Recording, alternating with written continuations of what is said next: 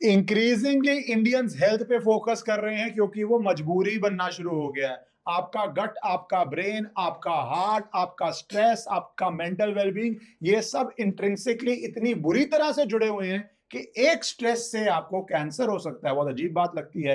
एक एंजाइटी के साथ आपकी तबीयत खराब हो सकती है, गट हेल्थ खराब हो सकता है, हार्ट प्रॉब्लम्स हो सकती है, चोकिंग प्रॉब्लम हो सकती है, रात को नींद नहीं आना हो सकता है, रिलेशनशिप्स पे इसका असर पड़ सकता है। ह्यूमन बॉडी एक है, हमारा माइंड एक है, हमारी बॉडी एक है, और जो मॉडर्न वर्ल्ड की लिविंग है, उसका हमारी बॉडी पे कितने बुरे असर पड़ रहे हैं, कितनी नई तरह की बीमारियां आ रही हैं, कितने यंग यंग लोगों को ऐसी प्रॉब्लम शुरू हो गई हैं जो लोगों को 70-80 साल की उम्र में होती थी। एक डाटा आया कि मैक्सिमम हार्ट अटैक्स अब बिलो 50 के अंदर होने शुरू हो गए हैं, बिकॉज आपका स्ट्रेस लेवल इतना बढ़ गया है। कैंसर के ऊपर अलग डाटा है, यंग डेथ्स के ऊपर अलग डाटा है, और ये सबसे कैसे डील करना है विदाउट अपनी बॉडी के ऊपर मेडिसिन डाली जाओ डाली जाओ डाली जाओ। फार्मास्यूटिकल कंपनीज के लिए आप एक तरह से गिनी पिग बन जाते हैं कि वो आपके मुंह में ठोसते रहते हैं। आप अगर 25 साल की उम्र में कोई दवाई शुरू करते हैं तो उनको तो 50-60 साल के लिए एक पेटेंटेड कस्टमर मिल गया है जो उसके बाद उसको छोड़ नहीं पाता। तो आप कैसे भारत की जो प्राचीन चीजें हैं, भारत की जो सभ्यता है, संस्कृति है, नॉलेज है, लर्निंग है, मिक्स्ड विद मॉडर्न मीन्स, किस तरह अपने आप को आप ठीक कर सकते हैं, ये मेरे लिए एक बहुत इंपॉर्टेंट सब्जेक्ट हो चुका है, क्योंकि मैं अपने आसपास देख रहा हूं कितना लोगों को इसकी जरूरत है। तो मैंने रीच आउट किया और सोचा कि इस विषय पे हमें एक लंबी कॉन्वर्सेशन करनी चाहिए, और उसके लिए बेस्ट पॉसिबल व्यक्ति जो मैं ढूंढ पाया, राम वर्मा जी हैं, जिनका 35 साल से ज्यादा एक्सपीरियंस है, सर्टिफाइड एनएलपी कोच हैं, mind conditioning, emotional wellbeing, stress management, holistic health transformation, students, sports stars, business people, service में हर एज ग्रुप को, लाखों लाखों लोगों को इन्होंने ट्रीट किया है, बेटर किया है, इंप्रूव किया है। तो मुझे बहुत खुशी है आज हमारे साथ जुड़ रहे हैं। आपका बहुत बहुत धन्यवाद, आप आए Ram Verma ji. Thank you very much Eshwaran ji, thank you very much. मैं तो आपसे पहले ही एक बेसिक बात से स्टार्ट करूंगा कि ये एनएलपी जो साउंड करता है, एआई वीआई का कोई वर्ड आ गया है, पर आप कह रहे हैं 35 साल से कर रहे हैं। फिर मैंने पढ़ा इसका फुल फॉर्म, और वो पढ़ने के बाद तो मुझे बिल्कुल लगा, जब मेरी वो देखा, कि कोई एआई की चीज है, पर नहीं, ये तो हेल्थ से जुड़ी है। और health, modern words, linguistic, neuro, इसका क्या बेसिक, पहले आप सिंपल शब्दों में समझाइए, फिर मैं बॉडी का आपसे एक एक पार्ट से शुरू करूंगा। श्योर।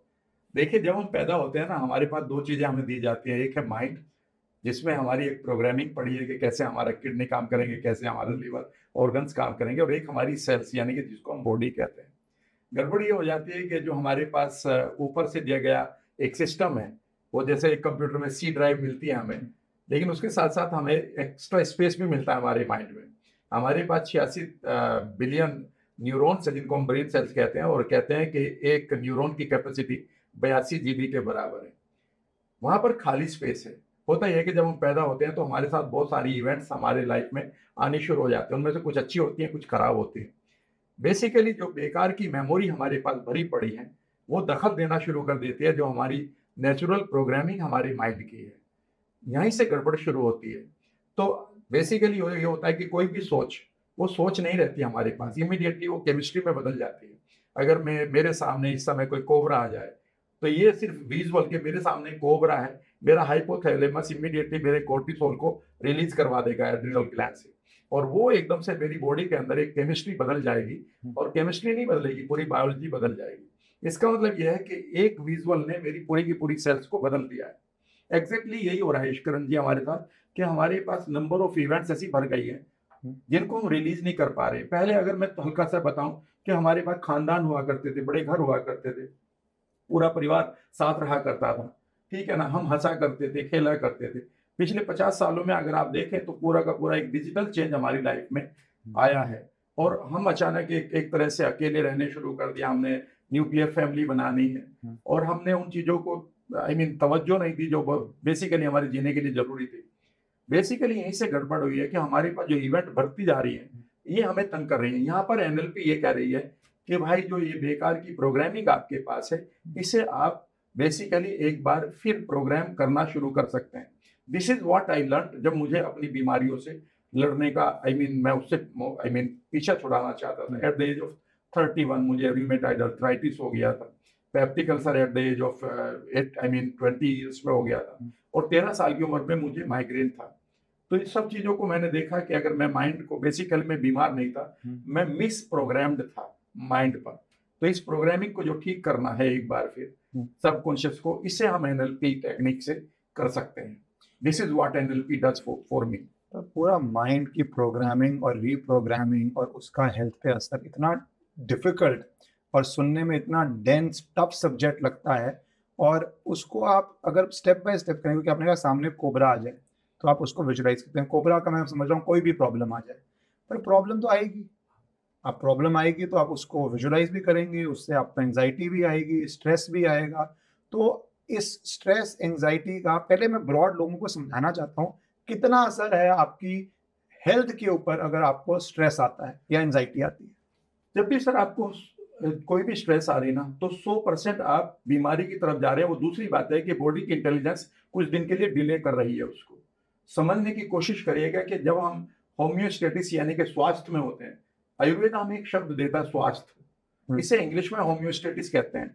होम्योस्टेटिस का मतलब है कि जब आपकी सेल जो उनका काम है वो अपना काम कर रही है। आपकी सेल बेसिकली क्या है आपकी बॉडी के अंदर, वो उनका काम है प्रोटीन बनाना। बालों की सेल अपना बायोटीन बना रही है, स्किन की सेल आपका कोलाजन बना रही है, आपकी इम्यूनिटी की सेल अपनी एंटीबॉडीज बना रही है। लेकिन जैसे ही आपके पास कोई तनाव आएगा, तनाव आने का मतलब है, स्ट्रेस आने का मतलब है कि यह स्ट्रेस आपकी हाइपोथैलेमस, जो मास्टर ग्लैंड है आपकी पिट्यूटरी ग्लैंड, और हाइपोथैलेमस जिसको क्राउन चक्रा बोला जाता है, ये परसीव करते हैं उस थॉट को कि आप हम खतरे में हैं। तो इमीडिएटली वो आपकी बॉडी को एक फाइट एंड फ्लाइट मोड भेज देती है कि नाउ, इससे पहले कि तुम फ्रीज हो जाओ किसी प्रॉब्लम में आकर, तुम अलर्ट हो जाओ। यानी कि अब आपकी जो बाकी ग्लैंड्स हैं जो हार्मोन रिलीज कर रही थी पूरी बॉडी को शांत तरीके से अपनी प्रोटीन बनाने के लिए, वो मैसेज खत्म हो जाएगा। अब आपकी पूरी बॉडी में एक मैसेज चला जाएगा that we are in danger. और ऐसे में जो आपकी पूरी बॉडी की जो सेल्स हैं वो अपना नेचुरल प्रोटीन बनाना भूलेगी, और वो इमीडिएटली एक अलग तरीके का प्रोटीन बनाएंगे जिसको हम कहेंगे फाइट एंड फ्लाइट प्रोटीन।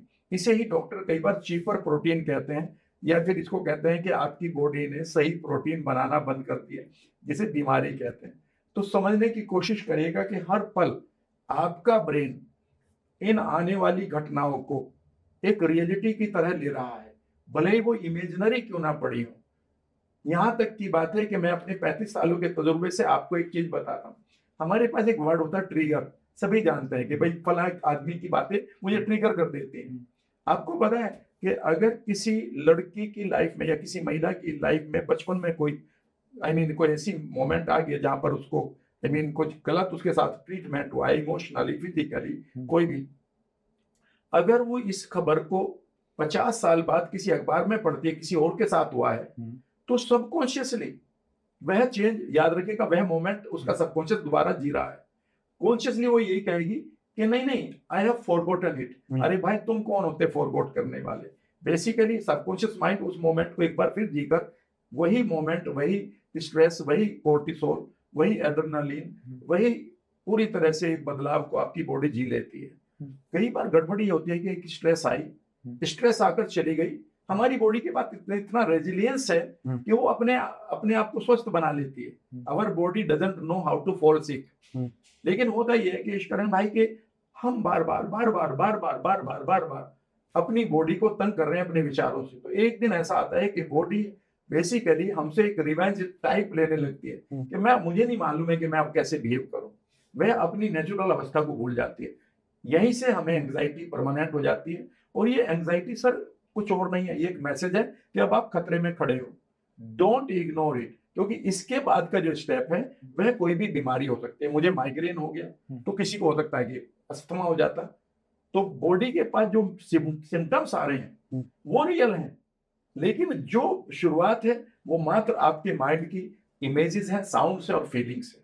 मान लीजिए कि जैसे हमारे ह्यूमन एवोल्यूशन हुई है, एक टाइम पे डेंजर रियल था, आप जंगल में चल रहे हैं, शेर आ जाए, सांप आ जाए, कोई आपको काट सकता है, और वो हजारों साल चला है। ये मॉडर्न शहर की लिविंग तो 100-150 साल 200 साल कर लीजिए आपकी है। तो वो डेंजर के लिए हमारी बॉडी ने, जैसे आपने बोला, समझा हुआ था कि जब रियल डेंजर है किस तरह रिएक्ट करना है, फाइट या फाइट मोड में आता है। आजकल उस तरह के रियल डेंजर तो है नहीं, पर बॉडी 10,000 साल से प्रोग्राम्ड है फाइट और फ्लाइट मोड के लिए, और वो वैसे ही रहेगी। तो मेरा सवाल जो ब्रीफ में ये है कि कैसे आप एंजाइटी से आप कह रहे हैं, कुछ किसी को अलग अलग रिएक्शन हो सकता है, तो इन शॉर्ट एंजाइटी से आपको डिप्रेशन हो सकता है, शुगर हो सकता है, अस्थमा हो सकता है, अलग अलग प्रॉब्लम्स होती हैं, बट हाउ टू रिकॉग्नाइज कि एंजाइटी मेरे पे हावी हो रही है? हाँ, यहाँ पर सिंपल सी कुछ भी आपको मैं कुछ एक सिम्टम्स बताऊंगा और ये सभी के काम आएंगे। For the last 35 years we have been healing anxiety, painful memory, painful traumas, triggers, future की अनसर्टेनिटी, प्रेजेंट के इश्यूज जो हैं माइंड में जो पड़े हैं। जब भी आपको ऐसा लग रहा है कि आपकी ओवर थिंकिंग बढ़ रही है, यानी कि you are among the thoughts only, रात को आप सोना चाहते हैं पर आपके विचार नहीं छोड़ रहे आपको, और कंसिस्टेंटली या कंटिन्यूसली आप लूप में, नंबर 1 आपकी नींद खराब होनी शुरू हो गई। दूसरा सिम्टम्स अगर बॉडी में आना देखना चाहें तो जब भी आपको ऐसा लग रहा है कि आपका पैल्पिटेशन यानी कि हार्ट बीट ऊपर नीचे जा रही है, कई बार आपको यहाँ पर ऐसा लग रहा है कि गले में किसी ने पकड़ रखा है। डिफरेंट लोगों का डिफरेंट है, तो मैं बहुत सारे लोगों को रिलेट करवाने की कोशिश करूंगा। कई बार एक लेडी ने मुझे कहा कि सर रात को जैसे ही मैं सोती हूँ ऐसा लगता है किसी ने मुझे रस्सी से मेरा गला कोई ऐंठ रहा है और मैं उठ जाती हूँ, मुझे सोते हुए ही डर लगता है। कोई कहता है कि मुझे मेरे हार्ट के ऊपर भारीपन रहता है। कुछ लोग कहते हैं कि जब मैं पुरानी बातों को याद करता हूँ या कोई इशू आ जाता है तो मेरी जो ब्रेथ पाइप है वो चौक हो जाती है, चोकिंग की फीलिंग है, ठीक है ना। कुछ लोग कहते हैं कि मेरे कंधों में ऐसा लग रहा है किसी ने पकड़ रखा है। कुछ लोग कहते हैं मेरी गर्दन टाइट हो जाती है। और सबसे इंपॉर्टेंट है सर आपका गट आपको हमेशा इंस्टिंक्ट देता ही देता है। आपके गट में जब भी बटरफ्लाई चल रही है और अगर आपका सब खाना ठीक चल रहा है, आप कुछ नहीं है और अचानक आपका गट खराब हो रहा है, तो समझ लीजिएगा कि माइंड और गट का एक ऐसा कनेक्शन है जो गट आपकी एंजाइटी को सबसे पहले बताता है। कई बार आपको फ्लैचुलेंस हो जाएगी, ब्लोटिंग हो जाएगी, कॉन्स्टिपेशन हो जाएगा, गैस ज्यादा बनेगी। कई बार आपको ऐसा लगेगा कि यार यहाँ पर कुछ भारीपन है, समझने की कोशिश ये करेंगे। तो ये जितने भी लक्षण है ये बेसिकली ये शो कर रहे हैं कि you are not living in the same body जिसमें आपको रहना चाहिए था। Your body has already perceived some of the sensations और वो आपको बता रही है कि आपके माइंड में कुछ गड़बड़ चल रहा है। तो ये सारी फिजिकल मैनिफेस्टेशंस हैं जो आपने इतनी सारी लिस्ट बताई अलग लोगों के लिए, बेसिकली आपके माइंड की एंजाइटी के ये रिएक्शंस हैं, ये सारी फिजिकल मैनिफेस्टेशन हो रही है। फिजिकल वे में आपकी बॉडी आपको अवेयर करवा रही है कि आप एंजाइटी के अंदर फंस रहे हैं। एग्जैक्टली सर, और आपको पता है सर ये एग्जैक्टली यही शब्द हमारे महापुरुष बोलते हैं कि जितनी भी आपके पास शरीर की बीमारियां हैं मात्र मैसेज हैं। They come to you to save you from the worst fate. ये आपको और गलत विनाश से बचाने के लिए आते हैं। बॉडी के पास सर हिंदी, इंग्लिश और पंजाबी नहीं है कि वो आपको बताए कि मैं परेशानी में हूँ। आपकी सेल के पास कोई तरीका नहीं है, वो अपनी प्रोटीन बदल चुकी है और चीपर प्रोटीन के साथ बॉडी कैसे बताए कि मैं परेशानी में हूँ, तो वो आपको कोई ना कोई रिएक्शन देगी ना। तो जो बॉडी की रिएक्शन है बेसिकली एक पॉजिटिव मैसेज है, पर हम we are killing the messenger. हम क्या करते हैं कि इमीडिएटली हम फटाफट कुछ खा लेते हैं या कुछ पी लेते हैं, कुछ चबा लेते हैं, शाम का ड्रिंक ले लेते हैं, स्मोकिंग कर लेते हैं, किसके साथ लड़ बैठते हैं, ठीक है ना, क्योंकि वो तो रिलीफ तो चाहिए ना इंस्टेंट। लेकिन ये instant relief is not the solution. वो फिर वहीं का वहीं आ जाता है। बॉडी कहती है कि मैं तो अभी वहीं की वहीं हूँ। नहीं, आपने बड़ी इंटरेस्टिंग बात बोली कि हम किसी से लड़ पड़ते हैं। I find it very interesting क्योंकि थोड़ा सा विषय से हम सेपरेट जा रहे हैं या सेम है, या आप ही बताएंगे कि आजकल रिलेशनशिप्स में लड़ाई बहुत हो रही होती है। एक जोक में बोलते हैं अरे खाली पेट इससे बात मत करो, ये एकदम से अग्रेसिव हो जाता है। तो आप मान रहे हैं कि जो ये लड़ाइयाँ हैं ये भी एक रिलेशनशिप लड़ाई हैं, चाहे पेरेंट्स से हो या बॉयफ्रेंड गर्लफ्रेंड की हो, ये भी एक हिस्सा है आपके स्ट्रेस, एंजाइटी, बॉडी हेल्थ?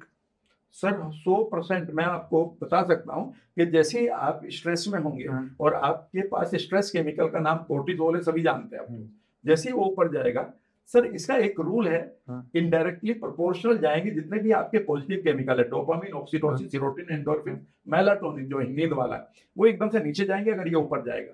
सोचिएगा कि जैसे ही आपका कोर्टिसोल लेवल बढ़ेगा तो जो आपका लव केमिकल है, एम्पैथी केमिकल है, जिसको लोग सब जानते हैं ऑक्सीटोसिन है, वो आपके पेट से बनता है सर, उसकी प्रोडक्शन ही खत्म हो जाएगी। आपका माइंड उस समय याद रखेगा दो में से एक ही केमिकल को यूज कर रही है आपकी बॉडी। यहाँ पर ऐसा नहीं है कि आइदर दिस और थोड़ा सा ये थोड़ा सा वो, नहीं, आइदर दिस और दैट। अच्छा सर, आइदर देंगे, ये नहीं है कि जो आप लेफ्ट केमिकल बोलते हैं वो भी। अच्छा, इंटरेस्टिंग। या you can be only one state at one point. अगले सेकंड में आप मुझसे बहुत अच्छे दोस्त हो सकते हैं, लेकिन एक सेकंड में जब आप गुस्सा है तो उस टाइम उस पर्टिकुलर मोमेंट में आपकी स्टेट गुस्से की ही है। Exactly the same thing happens with our body. ये हमें समझना होगा कि जब जितने भी हम, और गड़बड़ ये होगी कि हम अपने जो पार्टनर हैं, हमारी जो फैमिली के मेंबर्स हैं, वी मेक देम ट्रिगर। वही हमारी बेकार की स्टेट के ट्रिगर बन जाते हैं। उनकी बातें कई बार अच्छी नहीं लगती, कई बार लोग कहते हैं कि यार हम 5 मिनट के बाद लड़े बगैर रह ही नहीं सकते। यानी कि हमारी बातें एक दूसरे को ट्रिगर कर रही हैं, इसको सब सबकॉन्शियस है, इसको पैवलोव की कंडीशनिंग भी कहते हैं। तो जितने भी रिश्ते टूट रहे हैं ना सर, वो इसलिए टूट रहे हैं कि लोगों के पास ऑक्सीटोसिन की कमी पड़ रही है, और ये सिर्फ 4% लोगों के पास रह गई है। एक बुक है जिसका नाम है the super gut, doctor William Davis की बहुत अच्छी बुक है, एवरीबॉडी मस्ट रीड इट अगर वो माइंड और गट को समझते हैं। तो उनका ये कहना है कि जो ऑक्सीटोसिन है आज की तारीख में सिर्फ 4% लोग ही उसको यूज कर रहे हैं, एंड उन्हीं के रिश्ते बचेंगे। इवन उस बुक में तो उन्होंने इवन डिवोर्स वर्ड भी डाल दिया है। नहीं हो रहा है इंडिया में। जैसे एज अ लॉयर आप देख रहे हैं आज जितने डाइवोर्स केसेस बढ़ रहे हैं या रिलेशनशिप के ब्रेकअप्स हो रहे हैं, उस ब्रेकअप के बाद कोर्ट केसेस बढ़ रहे हैं, भाइयों में प्रॉपर्टी डिस्प्यूट्स बढ़ रहे हैं, एक फिनोमिनल इंक्रीज हुआ है, बहुत बहुत मैसिव इंक्रीज हुआ है। तो ये सब आप मान रहे हैं ट्रिगरिंग हो रही है एंजाइटी आने की, जिसकी आप सीटी बजा रहे हैं जैसे प्रेशर कुकर की, लोगों से लड़ के वो लोगों से लड़ाई कर रहे हैं, उसके फिर वो वापस करते हैं। तो आप एंजाइटी को एक्चुअली जो सांप ना भी हो वो सांप आप पैदा कर देंगे अपने रिएक्शनों से, क्योंकि दूसरा भी तो रिएक्ट करेगा आपकी बात पे। एग्जैक्टली सर, हमने कितनी स्ट्रेस बिना मतलब की, मेरी साड़ी उसकी साड़ी मेरी साड़ी से सफेद कैसे हो गया ना ट्रिगर बिना मतलब का। उसके पास ज्यादा पैसा क्यों, उसके पास लंबी गाड़ी क्यों, मेरे से ज्यादा उसके पास क्लाइंट क्यों, मेरे से ज्यादा उसके पास पैसा क्यों। हर टाइम हमने बेसिकली एक तरह से अपने माइंड को ट्रिगर किया हुआ है। यू वोंट बिलीव इपिजेनेटिक्स जो अब जेनेटिक की एक नई साइंस आई है, और उसने तो ये बताया है कि every thought changes not your gene but your genetic expression. यानी कि एवरी थॉट के साथ your genetic expression is changing. और अगर आपने हर पल ही तंग रहना सीख लिया मेंटली, तो समझने की कोशिश करिएगा सर, आपकी जीन को यही नहीं पता कि उसे कैसे काम करना है, आपके ग्लैंड्स को नहीं पता कि कैसे काम करना है। बिकॉज अगर आप अपने ही किसी एम्प्लॉय को इतना परेशान करने लगे, हर बात पर धमकाने लगे, हर बात पर उसके, तो वो एक टाइम आएगा 2 या 3 महीने के बाद ही उसे पता ही नहीं होगा कि वो कैसे बिहेव करे। वो पानी गिराना शुरू कर देगा, वो ठोकर लगनी शुरू हो जाएगी। Exactly this is what is happening with our body, कि हमारी बॉडी की सेल्स को पता ही नहीं है कि हम अब कैसे बिहेव करें। जैसा आपने कहा कि हम हंटर गैदरर थे 10,000 ईयर्स बैक, उस समय सर हमारे पास सिर्फ कितनी थी रियल, वहां पर खतरा था, रियल खतरे को हमें हैंडल करना था। आज हमारे पास वो टाइगर नहीं आते हैं, वो कोबरा नहीं आता है, बट आज हमने इतने ट्रिगर्स अपने दिमाग के अंदर बैठा रखे हैं कि जो हमारा, जिसको हम एक शब्द आता है साइको न्यूरो इम्यूनोलॉजी, कि जो हमारी जो इम्यूनिटी है ना, वो कंप्लीटली साइको से जुड़ी हुई है। ये ऑलरेडी डॉक्टर जानते हैं, ये डॉक्टर की भाषा है, साइको न्यूरो इम्यूनोलॉजी। यानी कि आपके ब्रेन में जो थॉट आया आपके नर्वस सिस्टम के द्वारा, वो आपकी इम्यूनिटी व्हाइट ब्लड सेल्स पर चला गया, and now it is completely even आपकी इम्यूनिटी कंफ्यूज हुई पड़ी। अगर आप देखें सर, सबसे ज्यादा आज एलर्जीज और ऑटो इम्यून डिजीज सिर्फ और सिर्फ आप यंग लोगों में देखेंगे। लड़कियों में स्किन की डिजीज है सोराइसिस, पहले नहीं थी सर, ये रूमेटॉइड आर्थराइटिस पहले उतना नहीं था, एलोपेशिया पहले उतना नहीं था, डायबिटीज 1 अब बच्चों में आ गया है। यानी कि जब आपकी इम्यूनिटी आप ही की ब्रेन सेल्स को मार रही है, और सॉरी पैनक्रियाज की बीटा सेल्स को मार रही है जो इंसुलिन बनाती है। So this is all because of the anxiety. तो आप कह रहे हैं जो लड़कियों में स्किन की प्रॉब्लम्स या लड़कों में आजकल हेयर लॉस की बहुत प्रॉब्लम हो रही है, ये डायरेक्ट कोरिलेशन है एंजाइटी के साथ। पर इसका फिर क्या आप, what is the first thing a person should do जब उसको लगा, रिकॉग्नाइज हो जाए कि हाँ मुझे एंजाइटी हो रही है? देखिए, जब तक आप किसी से कोई सलाह नहीं लेते तब तक आप इसे हैंडल कैसे करें, ये मैं अब आप सभी को बता सकता हूँ। और मैं ये कहता हूँ कि जरूरी नहीं क्या कि आप एकदम से एनएलपी सीखें, बिकॉज आपको पहला काम करें सर, रोजाना एक बार क्वालिटी रिकवरी टाइम के साइकिल से गुजरें। हमारे पास एक साइकिल होता है, उसको हम अल्ट्रेडियन रिदम कहते हैं। आप तो बेसिकली लॉ के स्टूडेंट है, तो ये सब चीजें आपके लिए हो सकता है कि नहीं हो। उसमें होता है कि हमारी बॉडी हर 90 मिनट के बाद रेस्ट के पैटर्न से गुजरना चाहती है। कई बार आप गाड़ी चलाते हैं और फिर बगल वाले से पूछते हैं, फला रेस्टोरेंट कब आएगा? वो कहता है वो तो 5 किलोमीटर पहले निकल गया, आप सो नहीं रहे थे। बट उस समय आप एक ऐसे फोकस से गुजर रहे थे कि आप जागते हुए भी आपकी बॉडी रिकवर कर रही थी। इसे हम अल्ट्रेडियन साइकिल कहते हैं। सबसे पहला काम सब लोगों को ये चाहिए कि वह किसी भी तरीके से दिन में एक बार शव आसन करना या योग निद्रा करना सीख लें।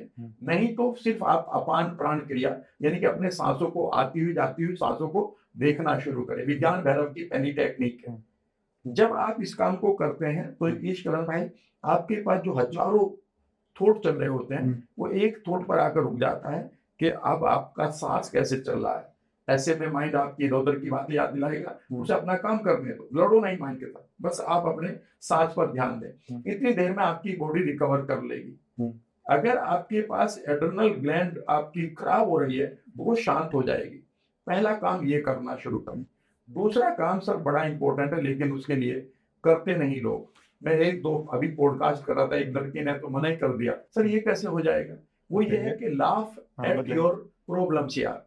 कई बार अकेले हंस लिया करो यार, गाड़ी ठुक गई भाई। अब या तो आप लड़ो या तो एक थाने में जाएगा और एक एक अस्पताल में जाएगा भाई। और किसी से को आपने पैसे दिए थे उधार, आज नहीं दे रहा तो भाई मांग के देख लो, और नहीं दे रहा तो भाई अकेले में जाकर हंस पी लो कम से कम। जब तक आप अपनी मिजरीज को लाफ ऑफ या लाफ एट नहीं करेंगे तब तक ये सर इशू बने रहेंगे। होना इससे कुछ नहीं है, लेकिन इसके लिए थोड़ा सा प्रैक्टिस चाहिए। एक काम आप और कर ले सर, दिन में 5 बार एक छोटा सा नियम बना ले। 5 बार तो आप बाथरूम जाते जाते हैं, जब दरवाजा बंद कर ही लिया, सामने आपके मिरर है तो एक बार 30 सेकंड का लाफ्टर बिना मतलब मार लिया करें। जितना आपका नुकसान हुआ है ना सर, ठीक है ना, वो एक बार फिर पॉजिटिव हो जाएगा। जैसे आप लाफ करते हैं ना, एक या 2 दिन के बाद जब 10-12 लाफ्टर आपके हो जाएंगे तो आपका एक केमिकल निकलेगा जिसका नाम है एंडोर्फिन्स। वो सर वो एंडोर्फिन्स अगर निकलना शुरू हो गया ना तो याद रखिएगा ये आपकी मॉर्फिन इंजेक्शन का 10 टाइम्स बेहतर होता है। ये एनाल्जेसिक है हमारे लिए। जितनी हमारी एंजाइटी है वो इसलिए भी हो रही है कि उसको इस समय एंटी इन्फ्लेमेटरी कुछ मिल ही नहीं रहा, इन्फ्लेमेशन जो चल रहा है, ठीक है ना। और कुछ चीजों को सर आप छोड़ दें, ठीक है ना, खाने में भी वो गट के टाइम पर हम बात गट के टाइम पे मैं अभी थोड़ा माइंड के फोकस कर रहा हूँ। माइंड के अंदर जैसे ये जो आपने बोला ना, एक बड़ी इंटरेस्टिंग बात भी थी। मैं वापस आता हूँ उस पर। आपने जो कहा कि हंटर गैदरर्स थे, तब हम इग्नोर नहीं कर सकते थे रिस्क को। अगर आपको जंगल में कोई साउंड आई है, that could be the sound of death if you ignore it.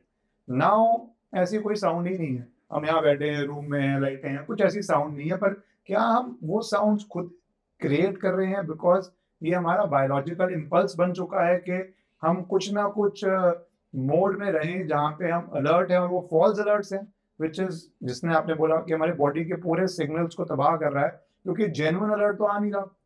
एक तरह से वो फॉल्स अलर्ट है। और मॉडर्न लिविंग का फॉल्स अलर्ट क्या है कि दूसरे के पास, जो आप कह रहे थे, बड़ी गाड़ी है, दूसरे के पास बेटर जॉब है, हो या ना हो। मैं आपको एक केस बताता हूँ, मुझे बड़ी हंसी आई थी। एक लड़का अपनी, मेरे पास डाइवोर्स केस के लिए आए होते हैं पर हमारे सर्कल के थे, तो वो करवा चौथ के लिए अपनी वाइफ को यूरोप ट्रिप पे ले गया। तो एक दिन डिनर था, सारे दोस्त उस सर्कल के बैठे हुए, सब कह रहे इससे रोमांटिक आदमी क्या हो सकता है, भैया करवा चौथ पे वो यूरोप लेके गया हुआ है। वहां पे शादी टूट रही थी और वो लास्ट मीटिंग कर रहे थे कि कहीं पैचअप हो जाए, कहीं पैचअप हो जाए। पर इंस्टाग्राम या फेसबुक का टाइम था, फेसबुक लाइव ने बाकी सबको अच्छे डिनर में बैठे हुए भी दुखी किया हुआ था कि ये देखो जी, ये तो यूरोप गए हुए हैं।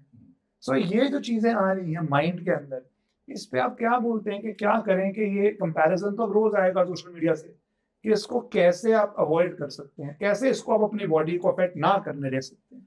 सिंपल सी बात जो आप कह रहे हैं कि जब पुराने जमाने में हंटर गैदरर्स को अगर कोई साउंड आ गई तो उनकी death, I mean they were alert, लेकिन जैसी वो चली गई तो दे वर फ्री आल्सो। अब हमने इस तरह के अपने चीजें पाल रखी हैं कि we are not getting free from those issues, ठीक है ना। जो भी हमारे पास आ रही है चीजें, हमने उनको समझने की भी गड़बड़ कर दी है ईश्वरन जी। पहले हमारे पास लेफ्ट गो करने के बड़े आसान तरीके हुआ करते थे, और हमें ट्रेनिंग भी कुछ ऐसी मिलती थी कि हम लेफ्ट गो करने वाली सिचुएशन से, अगर मैं अपने गांव की हालत, जहाँ से मैं पढ़कर आया हूँ, मैं गांव का रहने वाला हूँ, किसान हूँ, तो वहां पर इतनी बार हमें मार पड़ती थी कि we got immune to many things, यानी कि वी वर नॉट सो एकदम से कि बहुत सेंसिटिव हो जाते थे हम चीजों के लिए। हमें सबसे पहले ये सोचना है, जब भी हमारे पास कोई थॉट आता है, तो जो भी थॉट हमें आ रहा है, कभी हम उस थॉट के साथ बैठते नहीं है। वो सिर्फ ये हमें ट्रिगर कर रहा है कुछ देर के लिए हमारी एंजाइटी को। पुरानी पेनफुल मेमोरी आपने ले ली है, पास्ट को अभी भी आप कैरी कर रहे हैं। जबकि वो पास्ट में चला गया। लेकिन आपको जब छोटी सी एक एक्सरसाइज नहीं कर आती हमें, जब हमारे पूर्वज कहते हैं कि पुरानी बातों पर मिट्टी डालो, तो एनएलपी में ये टेक्निक है सर। हम कहते हैं वो पुरानी जो बातें हैं उनकी इमेजेस कहाँ आ रही है सर, यहाँ पर आ रही है। कलरफुल है कि ब्लैक एंड व्हाइट है सर, वेरी कलरफुल। जिस आदमी ने तुम्हें कुछ गाली दी थी वो अभी हंसवाई दे रही, हाँ सर आप कपड़े भी दिखाई दे रहे हैं, उसकी ड्रेस दिखाई दे रही, हाँ सर ग्रीन कलर का उसने आई मीन टी शर्ट पहनी हुई थी। ओके, इतना कुछ याद है आपको। ऐसा क्यों नहीं करते कि इस मेमोरी को आप ब्लैक एंड व्हाइट करके और पीछे किसी डेजर्ट में जरा इसको दबा कर आ जाओ। जैसे हम ये 2 बार कराते हैं, या उन आवाजों को म्यूट कर लो, ठीक है ना, या फिर जो मूवमेंट था उनको आप फ्रीज कर दो, और अब आप इमेजिन करो कि आपने उसे पीछे कहीं दफना दिया है और वहां से अपनी सेल्फ को निकाल कर बाहर यहाँ प्रेजेंट में ले आओ। सर इतनी देर में आप पेनफुल मेमोरी को हटा लेते हैं। गड़बड़ ये हो गई कि हमारे पास इतने सारे परसेप्शन आ गए हैं इस 24th सेंचुरी में चारों तरफ से, लेकिन हमें ये नहीं मालूम है कि इन परसेप्शन को कैसे डिसएम्पावर करें। अगर आप ये कहते हैं कि हमें रोजाना क्या करना है, तो शाम को सोने से पहले और सुबह उठकर सिर्फ 2 एक्सरसाइज ही कर लें। वह कॉन्शियस ही है, यानी कि आपको अनकॉन्शियस में भी नहीं जाना। एक मैं अनकॉन्शियस की भी बता दूंगा सर। पहली बात है कि रात को जो भी आप जब सो रहे हो, पहली बात है आपके पास 2 ही इवेंट है, या तो आज आपको रिवार्ड मिला है या फिर आज आपको लर्निंग मिली है।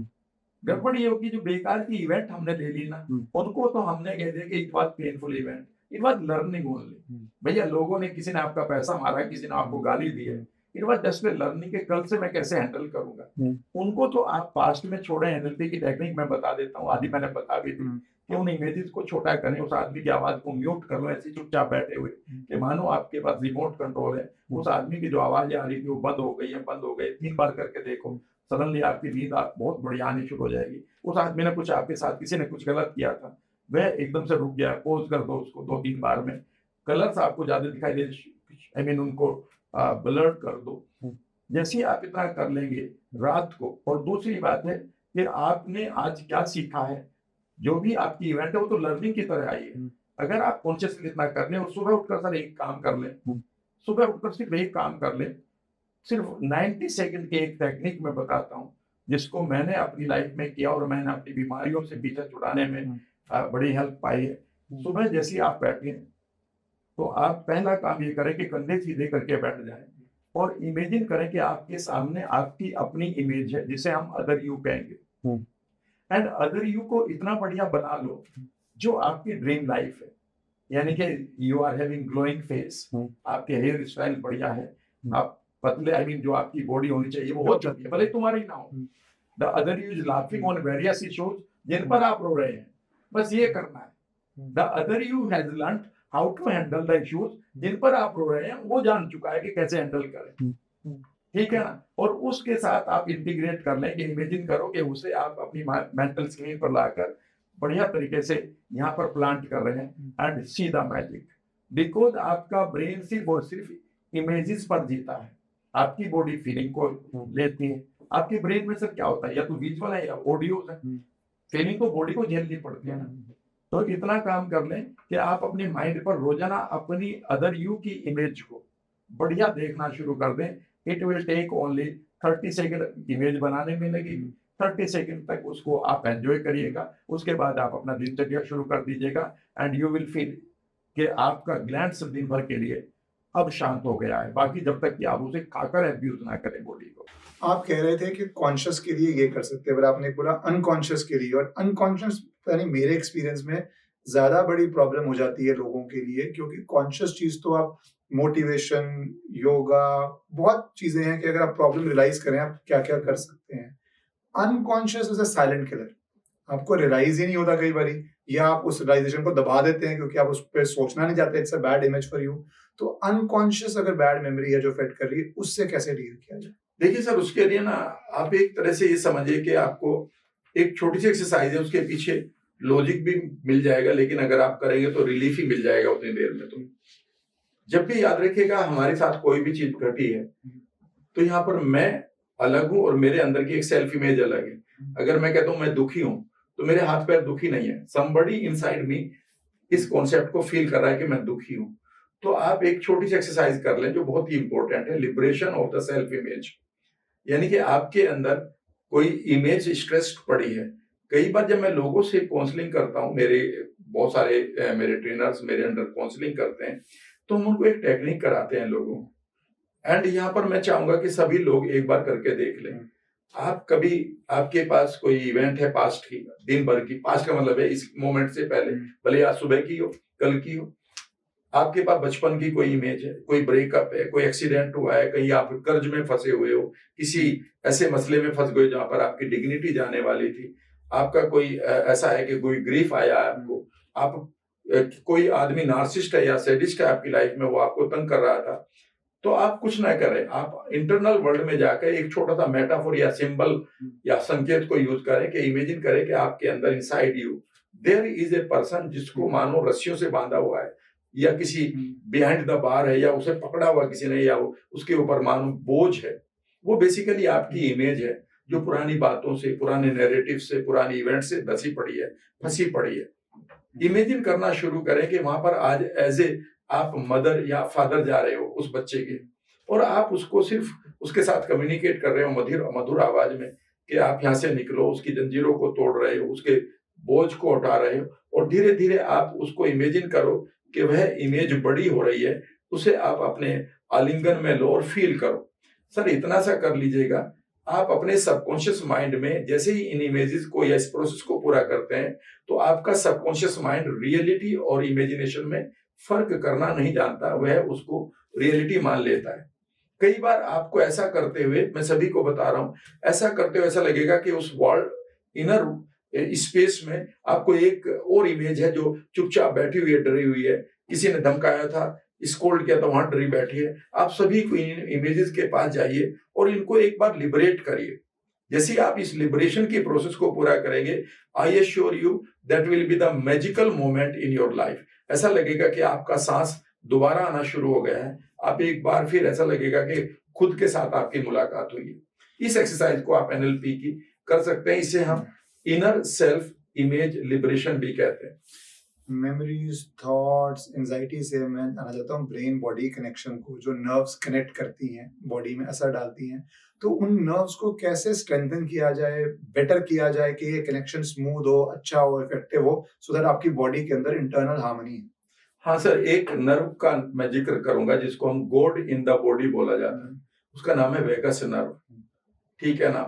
वेगस नर्व की खास बात यह है कि वह आपके ब्रेन स्टेम से पूरी बॉडी के जो मेजर पार्ट्स हैं, आपके जितने भी मेजर ऑर्गन्स हैं, उनके साथ वो जुड़ी हुई है, और ये टू वे हाईवे है।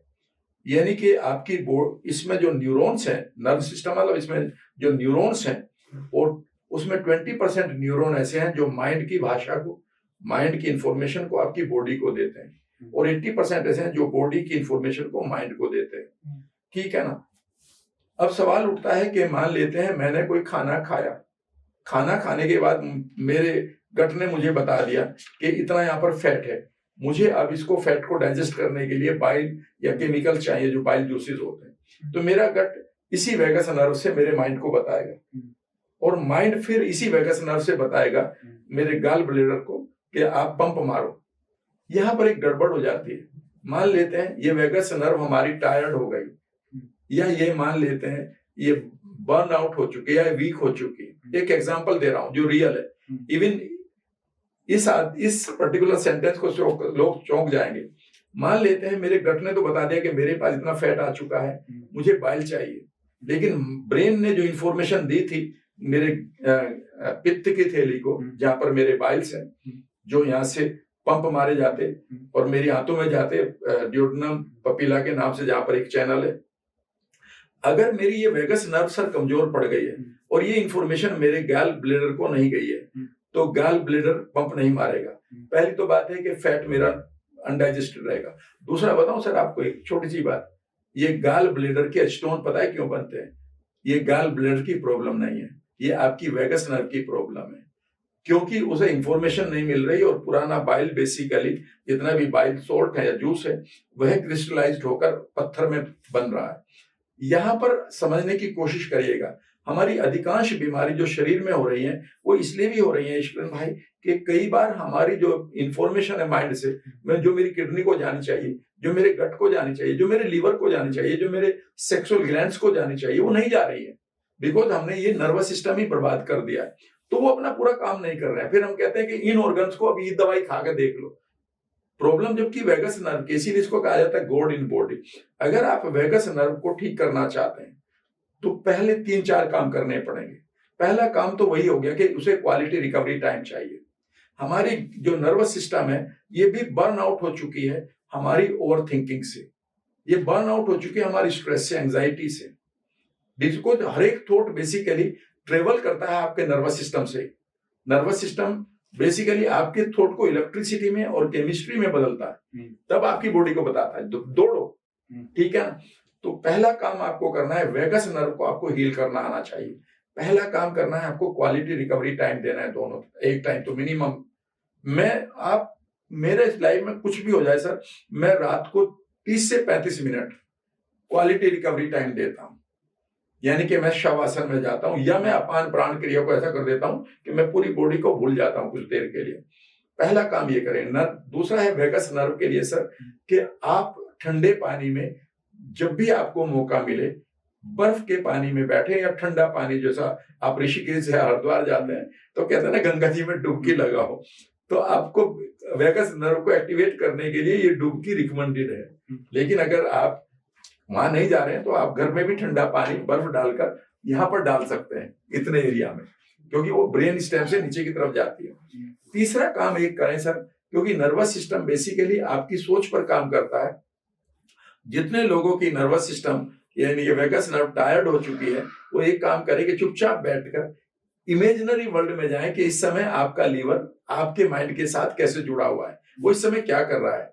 आपके गट को इमेजिन करना शुरू करें, विजुअलाइज करना शुरू करें कि वो चल रहा है आपका गट, उसकी पेरिस्टाल्टिक मूवमेंट ठीक होने लगी है, उसके केमिस्ट्री जितनी भी उसके केमिकल एंजाइम है, हार्मोन है, वो रिलीज कर रहा है, ठीक है ना। या फिर आपका लीवर है वो अपना काम कर रहा है, आपके जो दोनों किडनी है वो पूरी तरह से हेल्दी हो रही है। यानी कि आप अपनी बॉडी को डीपली जब इनर पेसिंग करेंगे बॉडी की, तो उस समय आप अपनी वेगस नर्व को एक्टिवेट कर रहे हैं। यही इसका तरीका है। बेसिकली आपने जो कहा उसके अनुसार हम देखा जाए तो कि अगर आपका स्टबन फैट है बेली के ऊपर या आपको पथरी की प्रॉब्लम है, तो आप फोकस अगर स्टमक को ऊपर कर रहे हैं तो उसका सोल्यूशन नहीं है, उसका सोल्यूशन लाया कर रहा है आपकी ब्रेन में और जो ये वेगस नर्व जोड़ रही है उसके अंदर। Exactly sir.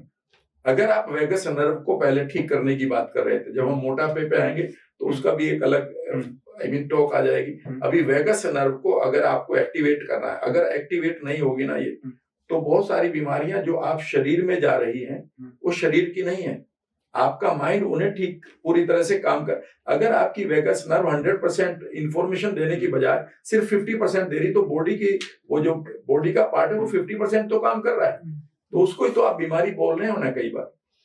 तो आपकी वेगस नर्व का बहुत बड़ा रोल है, और अब इसे मेडिकल साइंस ने मॉडर्न बुक्स में लिखना शुरू कर दिया है। कुछ किताबों ने तो अभी 2-10 साल पहले इसको 2-वे हाईवे लिखना शुरू किया था, अभी उन्होंने क्रेनियल नर्व लिखना शुरू किया, और कुछ लोगों ने मॉडर्न किताबें जब मैं पढ़ रहा हूँ डॉक्टर्स की लिखी हुई, उन्होंने वेगस नर्व की बात करनी शुरू कर दी।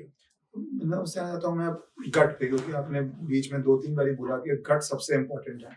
तो पहला सिम्टम क्या है अगर कोई लेमैन देख रहा है जिसको ज्यादा नॉलेज नहीं है, और मोस्ट लोग लेमैन ही होते हैं, कि भैया पहला सिम्टम क्या है या पहले कुछ सिम्टम्स क्या हैं कि गट मेरा खराब हो रहा है, वार्निंग दे रहा है और अब मुझे ध्यान देना चाहिए इसके ऊपर।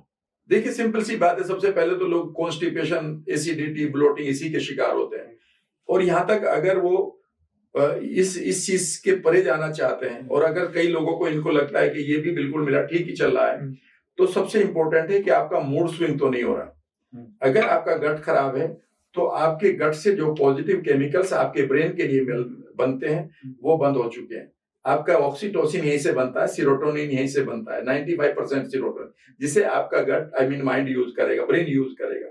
अगर आपको रात को नींद आने में परेशानी है, या फिर नींद अगर बीच में टूट जाती है और फिर घंटों नहीं आती, तो समझ लीजिएगा कि आपका गट खराब हो रहा है। अगर आपके वाइटामिन स्पेशली बी वाइटामिन अगर कम आ रहे हैं, आपको आयरन की प्रॉब्लम आ रही है, या फिर आपकी बॉडी में दर्द रहना शुरू हो गया है, यानी कि आपकी बॉडी इन्फ्लेम्ड हो रही है, तो समझ लीजिएगा कि जो गट के बैक्टीरिया जो एंटी इन्फ्लेमेटरी प्रोडक्ट बनाते हैं वो बंद हो चुके हैं। अगर सर आपको कोई भी आई मीन ऑटो इम्यून की तरफ कोई बॉडी, आई मीन आपकी बॉडी जा रही है या एलर्जी की तरफ जा रही है, तो समझ लीजिएगा कि आपका गट का जो बैक्टीरिया था वो ऑल्टर हो चुका है, उसका परसेंटेज, उसका कॉम्बिनेशन ऑल्टर हो चुका है। यानी कि अब आप बेसिकली गुड बैक्टीरिया से जो हमें अच्छी चीजें मिलनी थी SCFA, वो नहीं मिल रही है, शॉर्ट चेन फैटी एसिड्स कहते हैं, बल्कि बैड बैक्टीरिया का एंडोटॉक्सिन हमें मिल रहा है जो हमारे ब्रेन ब्लड बैरियर को तोड़ देता है, हमारा ब्रेन को डिजेनरेट कर देता है, बॉडी में दर्द करेगा। और सबसे इंपॉर्टेंट है सर, अगर आपका अनएक्सप्लेन्ड वे में वेट कम या ज्यादा हो रहा है तो आप गट के पेशेंट हो चुके हैं, कई बार उसे सेलिएक डिजीज भी कहते हैं। अगर आपका मोटापा, जनरली तो वेट बढ़ता ही होगा, मोटापा हो रहा है तो उसको आप गट प्रॉब्लम से हो रहा है, क्योंकि बहुत लोग मुझे मिलते हैं स्पेशली जिम में जो एक्सरसाइज करते हैं, कहते हैं हम एक्टिव लाइफ लीड करते हैं, बट वो पतले नहीं हो पाते और उनका गट श्रिंक नहीं कर पाता। तो मोटापे का कितना कनेक्शन है आपकी गट के अंदर सिग्नल्स खराब का? सर अगर आप एक किताब पढ़ें जिसका नाम है 10% ह्यूमन, उसमें एक डॉक्टर इंडियन डॉक्टर का जिक्र है जिन्होंने 1983 में पाया, और आप चौंक जाएंगे जो मैं वर्ड बोलूंगा, आप एकदम से सब लोग चौंक जाएंगे। उन्होंने पाया 1983 में, उनका नाम है डॉक्टर निखिल धुरंधर। उसके बाद वो अमेरिका में शिफ्ट हो गए अपनी रिसर्च को आगे बढ़ाने के लिए, क्योंकि यहाँ पर उनके पास रिसोर्सेज नहीं थे, और वहां पर वो ओबेसिटी एसोसिएशन के प्रेसिडेंट वगैरह भी बने, कभी भी गूगल कर लीजिएगा, निखिल धुरंधर। उन्होंने पाया है कि मोटापा basically generally in most of the people it is I mean bacterial disease. कई बार लोग कहते हैं ये कैलोरी की डिजीज है, तो उन्होंने पाया है कि बहुत सारे लोग ऐसे हैं जो आपसे ज्यादा कैलोरी कंज्यूम कर रहे हैं पर आपसे पतले हैं। तो यह एक यूनिवर्सल ट्रुथ नहीं है, ये गॉस्पेल ट्रुथ नहीं है। कुछ लोगों को उन्होंने कहा है कि जो पतले लोग होते हैं उनका मेटाबॉलिज्म बड़ा स्ट्रांग होता है, जबकि सच ये बात है कि मोटे आदमी का मेटाबॉलिज्म स्ट्रांग होता है because they have to run bigger body. फिर उन्होंने पाया है कि ये जो मोटापा है सर, ये जेनेटिक बीमारी है। 2008 या 9 या 10 में जीनोम पूरा हो गया ह्यूमन यानी कि जीन्स का। उन्होंने पाया कि हमारे अंदर जो पतला रखने वाली जीन और मोटा करने वाली जीन है, इन दोनों के बीच में सिर्फ 8 किलो का फर्क हो सकता है, जबकि हमारे 28 किलो तक के मोटे लोग हैं, 38 किलो भी है। एक चीज और बताता हूँ सर, अब उन्होंने पाया कि फिर इसमें क्या है, उन्होंने एक चीज पाई जो चौंकाने वाली थी, वो सभी में पाई है। यह किताब का नाम भी है 10% ह्यूमन, एवरीबॉडी मस्ट रीड, पहला चैप्टर ये। उन्होंने पाया कि जब हमारे पास गट खराब होता है, और गट में खराब होने का मतलब ये होता है कि गट का खराब होने का मतलब है कि वहां पर हमारा जो माइक्रोबायोटा जिसे हम गट बैक्टीरिया कहते हैं, अगर उसका कॉम्बिनेशन बिगड़ जाए, 80% गुड बैक्टीरिया 20% बैड बैक्टीरिया, अगर बैड बैक्टीरिया बढ़ जाए आपकी लाइफस्टाइल के कारण, आदतों के कारण, तो बेसिकली ये गुड बैक्टीरिया को हराकर आपकी बड़ी आंतों से ट्रेवल करते हुए अपनी जगह छोड़कर अपनी कॉलोनी बसा लेते हैं आपके एग्जैक्टली स्टमक के नीचे, छोटी आंत में। इस बीमारी को हम सीबो कहते हैं, स्मॉल इंटेस्टाइनल बैक्टीरियल ओवरग्रोथ। और यहाँ पर सर ये जो भी आप खा रहे हैं, ये अपने आप उसे फर्मेंट करते हैं अपनी बेकरी में, जिससे आपको एसिडिटी गैस तो बने ही बनेगी। प्रॉब्लम यहाँ तक नहीं है, प्रॉब्लम ये आती है कि ये आपसे क्रेविंग करवाएंगे शुगर की, और आपको शुगर खानी पड़ेगी। ये बेसिकली एक चीज रिलीज करते हैं, इनका एंड प्रोडक्ट का नाम है LPS, लाइपोपॉलीसेकेराइड। लाइपोपॉलीसेकेराइड जैसे ही आपकी बॉडी में जाता है, बॉडी को तो ये तंग करता ही करता है। ये एक काम करता है सर, ये आपकी फैट सेल को इन्फ्लेम करता है। अच्छा। और जो आपकी फैट सेल इन्फ्लेम्ड हो चुकी हैं, उस इन्फ्लेमेशन को हमेशा काउंटर एक्ट करने के लिए आपकी व्हाइट ब्लड सेल्स वहां जाती हैं। आप बिलीव नहीं करेंगे sir, in most of the cases लोगों की जो फैट सेल हैं, they are not filled by the fat, they are filled with the I mean WBC, white blood cells. यह वहां पाया गया, इसीलिए कई बार लोग पूरी तरह से फैट को खत्म कर देते हैं, खाते ही नहीं है, जबकि फैट भी जरूरी है क्योंकि उनका ब्रेन ही फैट को से चलता है। एनीवे, लेकिन उन्हें ये नहीं पता है कि वहां फैट है ही नहीं, उनको अपने सीबो को ठीक करने का नहीं पता। सीबो जैसा वर्ड या सीफो जैसा वर्ड मेडिकल साइंस का था सर, और मैं सर इसको मैं ये नहीं कहूंगा कि मैं अपने ऊपर कह रहा हूँ, मैं 1.5 साल या 2 साल पहले मैं इन दोनों वर्ड को लोगों को सिखा रहा हूँ कि भैया तुम्हें कॉन्स्टिपेशन नहीं है, तुम्हें रात की नींद की प्रॉब्लम नहीं है, तुम्हें PCOD नहीं है, असलियत में आप सीबो और सीफो के पेशेंट बन गए। सीफो को भी आप समझने की कोशिश करेंगे 1 मिनट में। हाँ प्लीज। सर जब भी हम प्रोटीन खा रहे ना, आजकल हमारी प्रोटीन जितना हमारे पेट में एसिड बनना चाहिए वो 20 साल की उम्र में 10% कम होने लगता है। इफ यू आर 40 आपको ऑलरेडी 20% कम हो चुका है। तो जैसे ही आप प्रोटीन खाएंगे, प्रोटीन को पचाने के लिए हमें हाइड्रोक्लोरिक एसिड चाहिए। अगर वो वहां नहीं है तो आपने जितनी प्रोटीन खाई ना वो सर अनडाइजेस्टेड पेट में रहकर आपके हाथों में सप्लाई हो जाती है, वहां पर वो सड़कर बनाती है स्मॉल इंटेस्टाइनल फंगल ओवरग्रोथ। यह सबसे बड़ा सिग्नल, इसका सबसे बड़ा सिग्नल है सर लेडीज के बाल पतले होने, ठीक है ना, और प्राइवेट पार्ट में अचानक फंगल इन्फेक्शन होना, कई बार डेंड्रफ का बढ़ना, कई बार बगल में बहुत सारे फंगस फंगल इन्फेक्शन होना, और हम ये सोचते हैं कि ये सब स्किन की डिजीज है। It is the first indication कि आप सीफो के पेशेंट हो चुके हैं। तो सीबो और सीफो याद रखिएगा, ये आपके मोटापे के लिए बेहद बेहद रेस्पॉन्सिबल है। आपने, मैं इसमें 2-3 फॉलोअप क्वेश्चंस करना चाहता हूँ क्योंकि बहुत इंटरेस्टिंग बात है कि आजकल एक नया ट्रेंड बन चुका है कि लोग कैलोरी बहुत काउंट करते हैं और कैलोरी से सोचते हैं कि अगर मेरी कैलोरी डेफिसिट है तो मैं पतला हो जाऊंगा और कैलोरी मेरी बराबर है तो मैं मोटा हो जाऊंगा। और जिम भी आप कर रहे हैं तो वो 30% है, फूड आपका 70% है। पर आप साथ साथ ये कह रहे हैं कि जो लोग ज्यादा कैलोरी खा रहे हैं तब भी वो पतले हैं क्योंकि आपके इंटरनल सिस्टम्स डिफरेंटली प्रोसेस कर रहे हैं। तो कैसे स्ट्रॉन्ग किया जाए उसको, क्योंकि हम मजाक में करते थे, मैं बताऊंगा ऑर्डिनरी सेंस में कोई मोटा व्यक्ति बैठा है और बोलते हैं मुझे तो हवा भी लग जाती है, मेरे को तो पानी पी के भी मोटा हो जाता हूँ और तुम तो इतना खाते हो पतला रहते हो। तो लोग मजाक उड़ाते हैं उसका कि अरे चुपचाप खाता होगा, पीछे खाता होगा, जंक खाता होगा, दिस इज द टेंडेंसी। तो और ये काफी लोगों ने नोट की होगी। तो ये या छुप के रात को वो जंक ईटिंग करता होगा। तो आप ये कैसे फिर स्ट्रेंथ किया जाए कि बॉडी इंटरनली जो ये बैलेंस खराब हो गया है कि कैलोरी आप कम खा रहे हैं तब भी आप मोटे ज्यादा हैं, तो what are the solutions 2-3 for doing your steps to do it?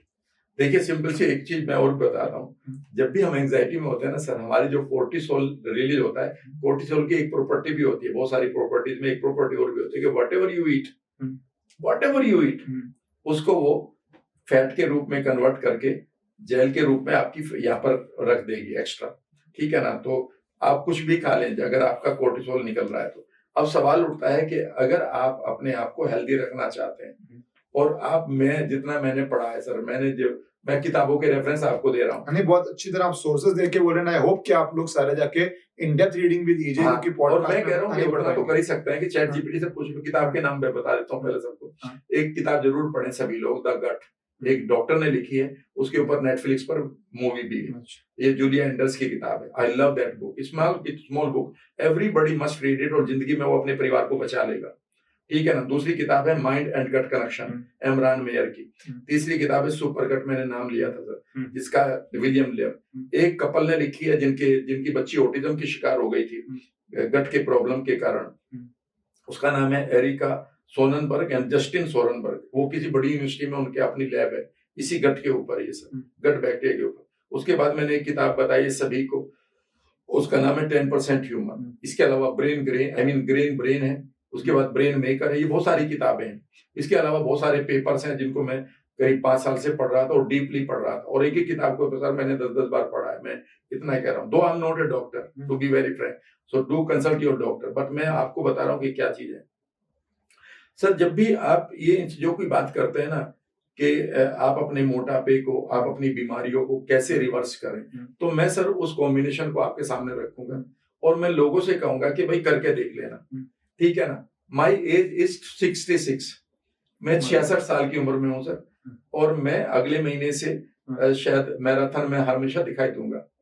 मैं 16 किलोमीटर जुहू बीच पर चलता हूँ डेली, जब भी मैं मुंबई में होता हूँ। Though I live in Noida and partially इन मुंबई, और एक बीच के एक कोने पर रहता हूँ मैं, और वो पूरा का पूरा 4 किलोमीटर का है, और फिर मैं वापस आता हूँ और शाम को भी करता हूँ, और सुबह तो मैं दौड़ भी लगाता हूँ उसमें रेत पर, ठीक है ना। यही मेरा यहाँ पर भी है। आपकी एनर्जी लेवल, सॉरी मैं इंटरप्ट कर रहा हूँ, बट आपकी एनर्जी लेवल लोगों के लिए वैसे ही मोटिवेशनल होनी चाहिए कि कितना आप लीड बाय एग्जांपल कर रहे हैं कि I am stunned to hear that you are 65 plus, कि आपकी अगर ये एज है तो मैं अपने दफ्तर में जो लोग यहाँ पे देख रहे हैं, थोड़ी एनर्जी लेवल्स अपनी बढ़ानी चाहिए उनको। नहीं, इट्स सीरियस, मैं मजाक में बोला, but it's a very serious inspirational thing. You must, everybody is watching it, follow it कि कितना एनर्जी लेवल है। जब से मेरे साथ आए हैं, पॉडकास्ट कर रहे हैं, एनर्जी से बात कर रहे हैं, 16 किलोमीटर चल रहे हैं, that is how your lifestyle can improve you. So please listen to it very very seriously. लेकिन सर मुझे इन चीजों का पता है कि कैलोरी क्या होती है, जीन क्या होता है, डीएनए क्या होता है, माइटोकॉन्ड्रिया क्या होता है, ताकत क्या होती है, लोग कह देते कि ताकत देती है गोली, उन्हें ये नहीं पता है कि ताकत गोली नहीं देती, आपका माइटोकॉन्ड्रिया देता है, यहाँ पर एनर्जी फॉर्म हो रही है। ठीक है ना, आपकी जीन अगर एक्सप्रेस ही नहीं कर रही है आपको पतला होने के लिए, तो सर आप कितना भी जिम कर लीजिएगा। समझने की कोशिश करिएगा सर, मैं पहले सबको बता देता हूँ, अगर मेरी जीन एक्सप्रेस ही नहीं कर रही पतला होने पतला होने वाली, और वो मुझे मोटे होने वाली को मैंने टर्न ऑन कर दिया उन जीन्स को गलती से, तो आप बाहर से कितने भी मेहनत कर ले, कितने भी कर ले, और अगर आप हो भी गए ना, छोड़कर देख लेना 15 दिन फिर वहीं पहुंचोगे। और अब मैं अपनी नेचुरल वेट पर जीता हूँ सर, 72 kg है, और ये मेरा जू का त्यों है। पिछले कुछ चीजें मैं बता देता हूँ सर, 99 यानी कि अब 27 साल से मैंने कभी दूध नहीं पिया और दूध से बनी हुई चीजें नहीं खाई। पिछले 3 सालों से सर मैंने व्हीट नहीं खाया है, ठीक है ना, 3 सालों से मैंने शुगर नहीं खाई है।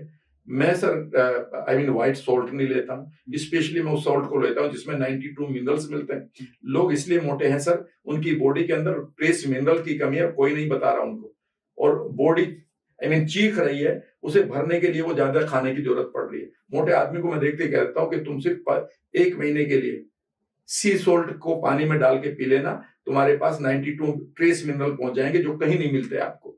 लेकिन ये चीजें बताई नहीं जा रही। लेकिन फिर भी अगर आप अपनी लाइफ की सारी बीमारियों को ठीक करना चाहते हैं, तो मैं आपको 3-4 फॉर्मूले बता देता हूँ। तो मैं सबसे पहले तो सर यहाँ डिस्क्लेमर दूंगा आपके चैनल के लिए और आपके साथ बैठते हुए, ये देखो भाई, अगर आपको किसी को भी कोई बीमारी है, अपने चिकित्सक, अपने डॉक्टर से सलाह जरूर लीजिएगा। लेकिन साथ साथ आपको जितनी नॉलेज होनी चाहिए उतनी तो होनी चाहिए, क्योंकि मैं भी माइग्रेन से अपनी लाइफ को खराब कर चुका था। पेप्टिक अल्सर ने मुझे एमएससी छुड़वाई थी और मैं रोता हुआ आया था सर यूनिवर्सिटी से कि अब मेरा लाइफ में क्या होगा। आप सोच के देखें, अगर 1981 में आपके पास चॉइस क्या थी, नौकरी नहीं मिल सकती अब आपको। उसके बाद 31 की एज में, यानी कि 1991 में मेरे पास रूमेटॉइड आर्थराइटिस आ चुकी थी और डॉक्टर ने कहा था तुम खड़े नहीं हो पाओगे। I was the father of 2 kids at that time. मेरे घर पे भी ऐसा तो है नहीं, करोड़ रुपए की यहाँ जमीन पड़ी थी, ठीक है ना। उसके बाद मैंने सिर्फ 3 चीजों को पकड़ा है, आप इनको करके देख लीजिएगा, सभी लोग करके देख लीजिए। जरूर चाहिए। If you want to remain healthy, पहले तो आपको एक वर्ड समझिएगा, माइंड। आप जितनी भी आपके पास पेनफुल मेमोरी है, आप किसी भी तरीके से उनसे पीछा छुड़ाइए। चाहे आप किसी न्यूरोप्लास्टिक ट्रेनर के पास जाए, न्यूरोप्लास्टिसिटी एनएलपी वाले के पास जाए, हिप्नोसिस के पास जाए, या सिंपली कुछ ना करें यार, पुरानी बातों पर हंस लिया करो। फला आदमी ने मेरे यार 1000 रुपए मारे थे, किसी ने थप्पड़ मारा था, भाई ने सारा सामान रख लिया, बीबी मुझे ये बोले, तो हंस लिया करो। हंसते ही आपका सबकॉन्शियस माइंड उसे सीरियसली नहीं लेता। पहला काम कर लिया करो, एनएलपी इतनी काफी है। दूसरा काम कर लो सर, आप गट को ठीक कर लो। सब लोग गट को ठीक करने के सर 2 तरीके हैं। 4 चीजें छोड़ दीजिएगा और सिर्फ 2 चीजें खानी शुरू कर दीजिएगा। 4 चीजें छोड़कर देख लें। सब लोग कहेंगे पर ये तो हम बचपन से खाते थे। भाई अब नहीं, तुम पहले क्या करते थे? अगर तुम्हें प्रॉब्लम है तो करके देख लो। तुम 4 चीजें छोड़ने को कह रहे हैं हम गट के लिए, और 2 लेने को कह रहा हूँ। और सर आपका खाना इतना टेस्टी बना दूंगा, इश्क रंजी, आप ये कहेंगे यार इसे और दो, और जितना तुम खाओगे उतना पतले हो जाओगे, ठीक है ना। मैं आपको पूरा फॉर्मूला बता दूं सर। आपका गट खराब हुआ पड़ा सब लोगों का, हमारा कोई इंडियन ऐसा नहीं बच रहा जिसे सीबो और सीफो नहीं है। और सीबो और सीफो होने का मतलब है कि जो आपके बैड बैक्टीरिया और फंगस है, वो बेसिकली आपको कह रही है कि मुझे मेरे हिसाब से खाना दो, अपने हिसाब से नहीं। तो पहले 3 महीने के लिए छोड़कर देख लो, 1.5 महीने के लिए करके देख लो। 1.5 महीने में बैड बैक्टीरिया को मार दो किसी तरह से अपने पेट के, भैया आपके ऊपर जवानी आ जाएगी। ये बुढ़ापा जो मेरा दिखाई दे रहा ना सर, 31 साल की उम्र में आया था, उसके बाद मेरा बुढ़ापा नहीं आया। और 31 साल की उम्र में मरी हुई सेल से मुझे सिर्फ याद दिलाती है। कई लोगों ने कहा कि आप इसे इसका ट्रीटमेंट नहीं, मुझे ये याद रहना चाहिए। उसके बाद मुझे कभी बुढ़ापा नहीं आया, ठीक है ना। मुझे कोई बीमारी नहीं है इस समय, मैं ये कह सकता हूँ I am the fittest person अपनी उसमें। मैं सर 10 घंटे पढ़ता हूँ डेली, वर्कशॉप अलग देता हूँ, काउंसलिंग अलग करता हूँ, अपने ट्रेनर्स को ट्रेन करता हूँ। पहला काम करिएगा सर, अगर आपका गट खराब है, अगर आपको ऑटो इम्यून है, अगर आपको मोटापा है, किसी को कैंसर है, किसी को माइग्रेन है, किसी को एलर्जी है, किसी की स्किन खराब हो रही है, किसी को बुढ़ापा आ रहा है, किसी की बॉडी में दर्द है, आप पहला काम करें, मिल्क प्रोडक्ट छोड़ दें अगले सिर्फ 45 दिन के लिए। मिल्क प्रोडक्ट्स में आप कॉफी में, चाय में, दूध, आइसक्रीम, एवरीथिंग, ऑल फॉर्म्स। अगर मिल्क है तो आप आलमंड ले सकते हैं, कोकोनट है। Animal milk should be stopped because वो हार्मोन्स, ऐसे हार्मोन्स हमारे एनिमल्स में आ चुके हैं 1980s के बाद में, जो हमारे लिए बिल्कुल भी नहीं बने हैं, और वो कभी मरते नहीं है अगर वो दही में भी है।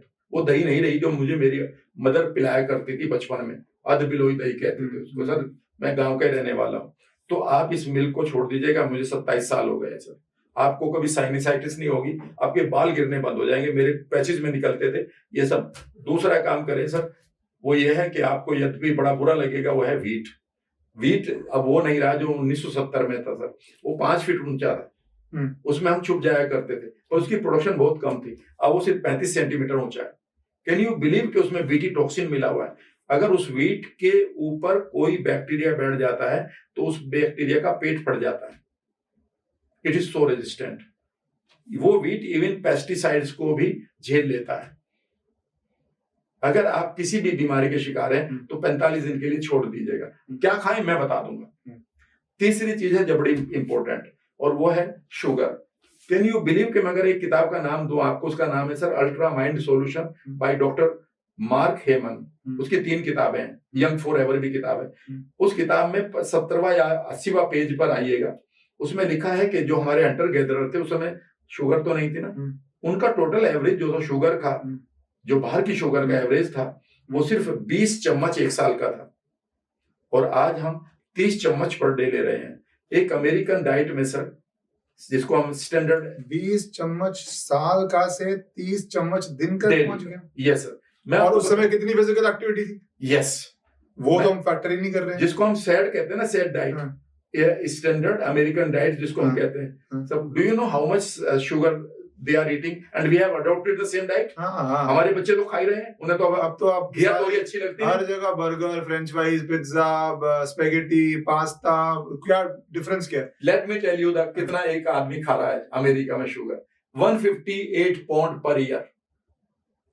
आप कोई भी कोला उठा लीजिएगा और उसमें 200 ml की सर्विंग में आप 22 ग्राम शुगर ले चुके हो, जबकि आप अगर 140 आपकी डायबिटीज होनी चाहिए खाने के बाद नॉर्मल, अगर वो यहाँ तक ठीक है, लेकिन अगर आपकी 240 होगी तो डॉक्टर क्या कहेगा, भाई आपकी डायबिटिक हो गए हो तुम, क्योंकि तुम्हारी 100 ज्यादा आ रही है। डू यू नो 100 को ज्यादा लाने के लिए कितनी ग्राम शुगर चाहिए आपको? सिर्फ 5 ग्राम। कैलकुलेट कर लेते हैं ना, अभी 5 लीटर ब्लड है आपका, यानी कि 5 ग्राम शुगर आपका इतना कुछ तहलका मचा सकती है, और आप 24 ग्राम आप दो घूंट में पी रहे हैं। उसके बाद आप बर्गर खा रहे हैं, उसके बाद चिप्स खा रहे हैं, हर जगह शुगर है आपके पास, तो शुगर छोड़कर देखिएगा। सवाल होगा कई लोगों का, शहद खा लें, गुड़ खा लें। भैया मेरे घर का गुड़ बनता है, आपकी बॉडी को बनाने दो जिन चीजों को आपकी बॉडी बनाना जानती है। आप कह रहे हैं कि शहद और गुड़ भी रिप्लेसमेंट ना कीजिए, क्योंकि ये एक कॉमन चीज हो चुकी है कि शुगर मत खाओ, गुड़ खा लो। भाई बात तो आप, you are feeding the bad bacteria. मैं कह रहा हूँ 45 डेज के लिए आप छोड़कर देखो ना, आप इको यंग हो जाएंगे आप। तो राम जी आप बहुत इंटरेस्टिंग बात करेंगे, क्योंकि एक नॉर्मल कॉमन चीज ये हो गई है कि शुगर तो मत लो, पर गुड़ खा लो या शहद खा लो। आप कह रहे हैं गुड़ और शहद भी मत लो, वो शुगर की कैटेगरी में है। देखिए सिंपल सी बात यह है कि आपको अगर गुड़ की क्रेविंग हो रही है, पहली तो बात है आपको गुड़ की जरूरत है या नहीं है। आपकी बॉडी को जितना ग्लूकोज चाहिए वो आपके खाने से ले रही है, पहला रूल है, तो वो अपना काम कर रही है। आप किस लिए गुड़ खा रहे हैं? कहीं ऐसा तो नहीं कि आपको गुड़ की बाद में खाने के बाद जो क्रेविंग हो रही है, तो क्रेविंग ही तो बेसिकली आपके बैड बैक्टीरिया और C4 मांग रहे हैं। अगर आप उनको फीड करते रहेंगे तो मरेंगे कब वो? मैं उनको मारने की बात कर रहा हूं। मैं तो ये भी कह रहा हूं कि कुछ दिन के लिए शहद बिना खाएं आप, और ये मैं रिपोर्ट्स के बाद कह रहा हूं कि अगर आप फीड कर रहे हैं उन बैक्टीरिया को, तो कितनी दिन तक आप पेट को खराब करके, एनवायरमेंट को खराब करके जिएंगे। तो आप कुछ दिन के लिए छोड़कर देख लीजिएगा, आपकी body will react so positively कि आप, ऐसा लगेगा मैं आपसे 45 डेज मांग रहा हूं, लेकिन आप 15 दिन के अंदर ऐसा लगेगा कि आपकी ब्लोटिंग खत्म, आपकी नींद आनी शुरू होगी, आपके बाल गिरने बंद हो गए, आपकी स्किन के ऊपर ग्लो आना शुरू हो गया, और आपकी जो एनर्जी है ना दौड़ लगाने की, आपको मन एक ही बात करेंगे, चलो दौड़ते हैं। यानी कि आप किसी भी उम्र में अपनी आप को बॉडी को रिटर्न दे सकते हो, ये मैं कह रहा हूं। ये तीसरी चीज मीठे के लिए बहुत इंपॉर्टेंट है। जैसा कि मैंने आपसे बताया कि हमारा जो मीठा था वो अभी गुड़ के अलावा, और आप कितना मीठा खा रहे हो सर, अभी कभी कैलकुलेट करिएगा कहां पर मीठा नहीं है। जेनेटिकली मॉडिफाइड सारे के सारे आपके पास फ्रूट्स आ चुके हैं। आपका व्हीट का, डू यू नो आपके व्हीट का ग्लिसेमिक इंडेक्स कितना है? अगर ग्लिसेमिक इंडेक्स का मतलब होता है कि अगर 100 है ग्लूकोज का हमारे ब्लड में, तो जो बाहर की शुगर है इसका 59 है, और आपके व्हीट का है 73। one spoon of sugar white and 1 spoon of wheat this has more sugar. आप शुगर की बात कर रहे हो बाहर से, आप इसी की शुगर को आप एडजस्ट नहीं कर पा रहे हो अपनी बॉडी वीट को पेस्टिसाइड्स और उन चीजों के लिए मना कर रहे थे, पर वीट को शुगर के लिए भी मनाही है। एग्जैक्टली याद रखिएगा, आपकी शुगर का बड़ा रीजन सिर्फ और सिर्फ आपको और आपके माइंड को हैक कर लेता है वीट। इसके ऊपर बाद में बात कर लेंगे। ये तीसरी चीज है। और चौथी चीज है सर जो आपको ध्यान देना होगा और आपको अपने परिवार के सदस्यों को इसके बारे में जानकारी देनी होगी, वो है इमल्सीफायर। इमल्सीफायर बेसिकली वो केमिकल्स हैं जो इंट्रोड्यूस हुए हैं करीब 30 सालों से हमारे खाने में। ये वो है कि जैसे पानी और तेल को एक साथ मिला दो तो मिलेंगे नहीं, लेकिन अगर उसमें इमल्सीफायर डाल दिया तो वो एकदम से मिक्स हो जाएंगे। तो इमल्सीफायर बेसिकली चीजों को मिक्स करने के लिए बनाए जाते हैं और ये सबसे ज्यादा आइसक्रीम में मिलता है। आइसक्रीम में कई बार आप देखेंगे कि जब आप खाते हुए जा रहे हैं तो वो जुड़ी हुई है, वो बिखर नहीं रही है। जबकि अगर आप अपने घर में दूध चीनी मिलाकर अगर रखेंगे और फ्रिज से बाहर निकालेंगे तो जम जाएगा, लेकिन जैसे ही आप खाएंगे वो फिर पानी हो जाएगा, बिखर जाएगा। हाँ। क्योंकि उसमें इमल्सीफायर नहीं है। की आइसक्रीम होती थी, घर में बनती थी। हाँ। याद रखिएगा हर जगह पर इमल्सीफायर्स आ रहे हैं और इमल्सीफायर का एक बड़ा नुकसान है कि वह आपकी गट लाइनिंग को पंचर कर देता है, जिसे हम लीकी गट कहते हैं। और अब आपके जो भी आप खा रहे हैं, जो बॉडी के अंदर आपके गट के अंदर बैड बैक्टीरिया फंगस है, वह उसके लिए कोई रेस्ट्रिक्शन नहीं रही, it is reaching to your blood directly. याद रखिएगा मोटापा अगर आपके पास है तो आप लीकी गट के भी, अगर आपके पास ऑटो इम्यून है, एलर्जीज है, माइग्रेन है, इवन एक बीमारी जिससे लोग डरते हैं वो भी है किसी के पास, तो समझ लीजिएगा कि आपकी गट लीक हो, आई मीन पंक्चर्ड हो चुकी है, लीकी गट के आप मरीज हो चुके हैं।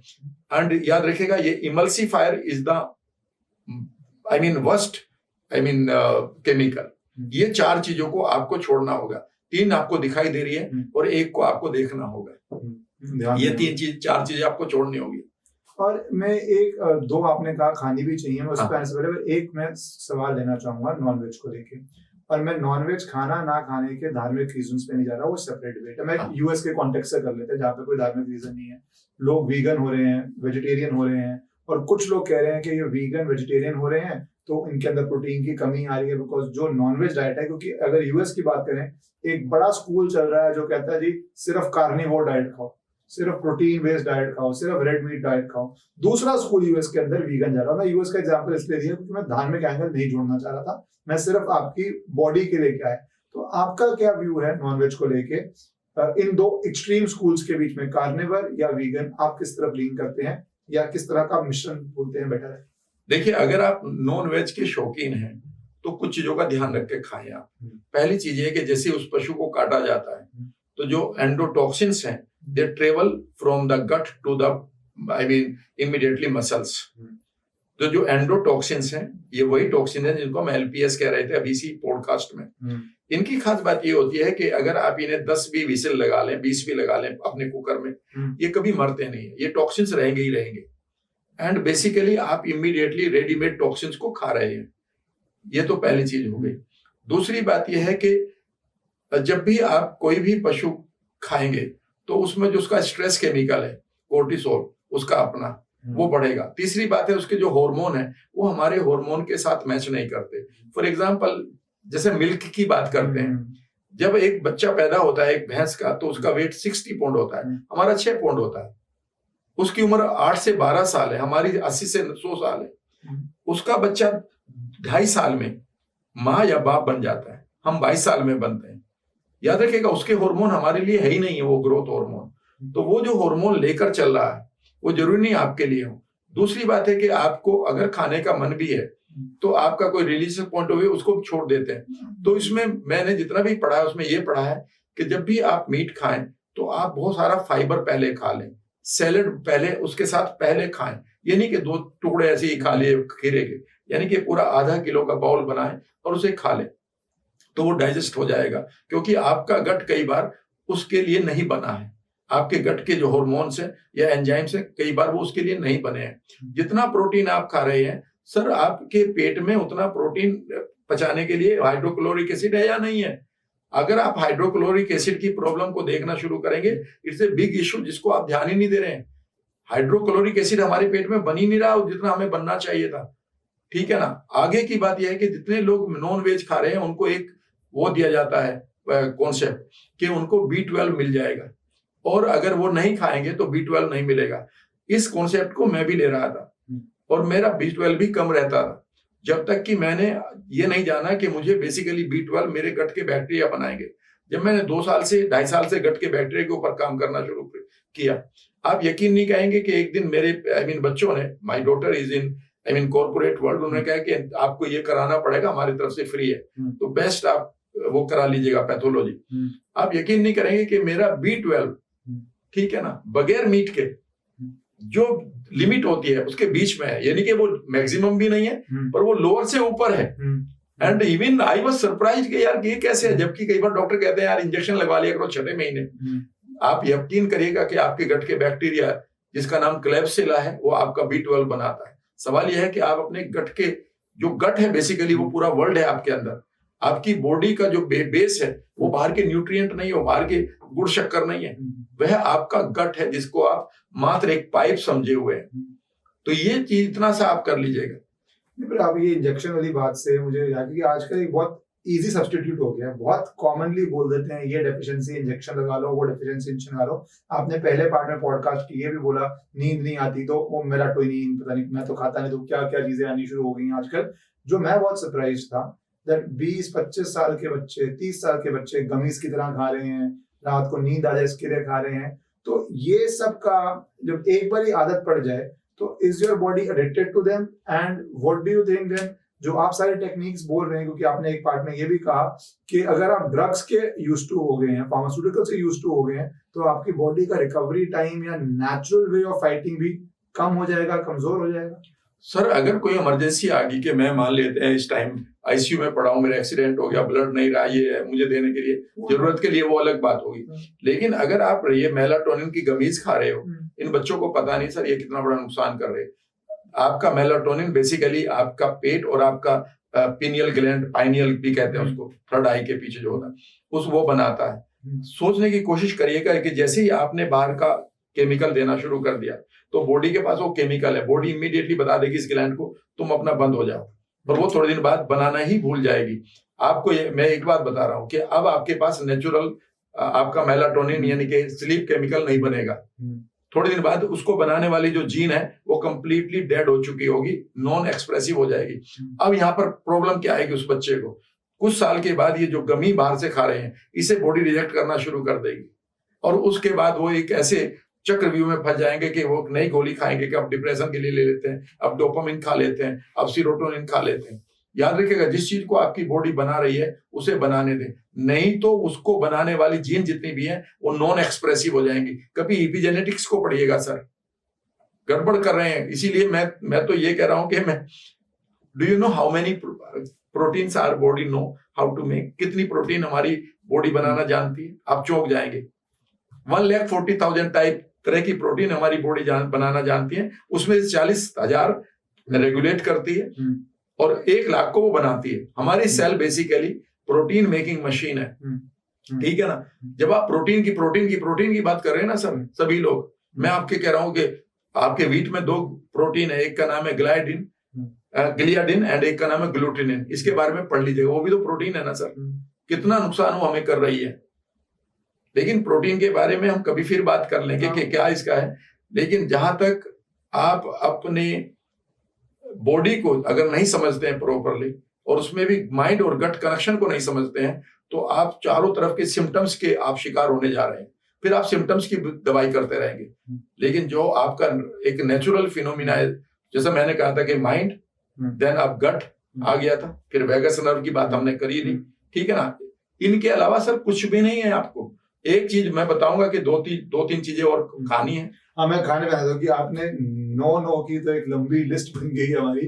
तो खाना क्या चाहिए, और उसके साथ जो आप 2 बताएंगे, मेरा ये बताइए कि रात को जैसे व्हीट ना खाएं तो रात को क्या चावल खाएं, क्या खाएं जो आपको पेट भरने के लिए, क्योंकि कितना ही आप वेजिटेबल खा लेंगे या कितना ही आप सलाद खा लेंगे, तो वो भी एक ऐड करके जरूर बताइएगा। सबसे इंपॉर्टेंट है सर आपके गट को, अगर आपका गट, आपकी फाउंडेशन बढ़िया है, उस फाउंडेशन को ठीक करने के लिए एक ही चीज है सर, आपको रेगुलर बैक्टीरिया चाहिए, और वो है आपका फर्मेंटेड फूड, ठीक है ना। और उस बैक्टीरिया को जीवित रखने के लिए आपको प्रीबायोटिक चाहिए, यानी कि वो फूड जिसको बैक्टीरिया खाकर जिंदा रहते हैं, नहीं तो वो आपकी गट लाइनिंग को खा जाते हैं, आपके फ्रेंडली बैक्टीरिया भी, ठीक है ना।